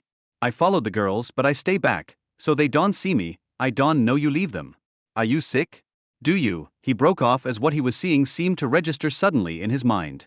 He looked from Lenobia to the vampire, and then quickly back to Lenobia, his gaze focused on the outline of the newly formed crescent in the middle of her forehead. Saker blue. Vampire. For an instant Lenobia's heart felt as if it would shatter, and she waited for Martin to reject her. He drew a deep breath and let it out with obvious relief. His smile began when he turned to the vampire and bowed with a flourish, saying, I am Martin. If what I believe to be true, I am the mate of Lenobia. The vampire's brows arched and her full lips tilted up in the hint of a smile. She fisted her right hand over her heart and said, I am Medusa, tracker for the Savannah House of Night. And though I see your intentions are honorable, you cannot officially be her mate until she is a fully changed vampire. Martin bowed his head in acknowledgement. Then I wait. When he turned his face toward Lenobia, the brilliance of his smile was the key to understanding, and the truth within her was freed. Martin and I, we can be together. We can be married. Lenobia looked to Medusa. The tall vampire smiled. At the House of Night, it is a woman's right to choose, mate or consort, black or white, what matters is choice. The vampire included Martin in her smile. And I see that you have made it. Though, perhaps as there is no House of Night in New Orleans, it would be best that Martin accompany you to Savannah. Is it possible? Really? Lenobia said, her hands reaching for Martin as he moved to her side. It is, Medusa assured her. And now that I see you have a true protector, I will allow the two of you time for yourselves. But do not tarry long. Return quickly to the dock and find the ship with the dragon as its masthead. I wait for you there, and we sail with the tide. The vampire must have left, but Lenobia saw only Martin and felt only his presence. He took her hands in his. What is it with horses and you, Sherry? I find you with them again. She couldn't stop smiling. At least you will always know where to look for me. Good to know, Sherry, he said. She slid her hands up his muscular chest until they rested on his broad shoulders. Try not to lose me, you, she said, mimicking his accent. Never, he promised. Then Martin bent and kissed her, and her entire world narrowed to only him. His taste imprinted on her senses, mixing indelibly with his scent and the wonderful feel of him that was thoroughly masculine and uniquely Martin. He made a small, satisfied sound deep in his throat as her arms tightened around him. He deepened the kiss, and Lenobia lost herself in him, hardly knowing where her happiness ended and his began. Putain! Lenobia's joy was shattered by the sound of a curse. Martin reacted instantly. He whirled, pushing her behind him. The bishop had returned. He was standing at the entrance to the stables between the two torches. His arms were spread and the ruby cross at his breast was flashing in the flames that were growing taller and taller by the instant. Go now, you, Martin said. This girl, she don't choose you. She under my protection, sworn by vow, sealed by blood. No, you do not see. Her eyes make her mine. Her hair makes her mine. But most of all, the power I carry makes her mine. The bishop reached his hands toward both torches. The flames leaped while smoke billowed, thickening until they licked his hands. Then, laughing horribly, he cupped the fire and threw it at the hay that was bundled into loose, dry bales all around them. With a whoosh, the fire caught, fed, consumed. Lenobia knew a terrifying moment of heat and pain. She smelled her own hair burning. She opened her mouth to scream, but heat and smoke filled her lungs. Then she felt his arms around her as Martin shielded her from the flames with his own body. He lifted her and carried her unflinchingly through the burning stable. The warm, moist air in the street felt cold against Lenobia's singed skin when Martin staggered and lost his grip on her, and she fell to the street. She looked up at him. His body was burned so badly that all that was recognizable were his olive and amber eyes. Oh no. Martin. No. Too late, Sherry. This world too late for us. I see you again though. My love for you don't end here. My love for you, it never end. She tried to stand to reach for him, but her body was oddly weak, and movement had pain racing up her back. Die now, and leave ma petite débat to me. Behind Martin, the bishop, silhouetted by the stable fire, began to move toward them. Martins Gase Meters. I don't stay here now, though I wish I could. I don't lose you either. I find you again, Sherry. That I vow. Please, Martin. I do not want to live without you, she sobbed. You must. I find you again, Sherry, he repeated. Before I go, this one thing I can fix this time though. À bientôt, cher. I will love you always. Martin turned to meet the bishop, who scoffed at him. Still alive? Not for long. Martin kept staggering toward the priest, speaking slowly and clearly. She belonged to me, and hers I be. Of loyalty and truth. This blood be my proof. What you do to her you do in vain. What you cast come back on you tenfold the pain. As he reached the bishop, his movements changed. For just an instant he was swift and strong and whole again, but an instant was all Martin needed. His arms locked around Charles de Beaumont and, eerily mirroring the embrace that had saved Lenobia's life, Martin lifted the screaming, struggling bishop and carried him into the burning inferno that had once been stables. Martin. The shriek of agony that was wrenched from Lenobia was muffled by the awful sounds of panicked, burning horses and people rushing from nearby homes, shouting for water, shouting for help. Through all the sounds and madness, Lenobia remained crumpled in the middle of the street, sobbing. As the flames spread and the world around her burned, she dropped her head and waited for the end. Lenobia. Lenobia Whitehall. She did not look up at the sound of her name. It was only the sound of a horse's nervous hooves on the cobblestones nearby that made her react. Medusa slid off the mare and knelt beside her. Can you ride? We have little time. The city is burning. Leave me. I want to burn with it. I want to burn with him. Medusa's eyes filled with tears. Your Martin is dead?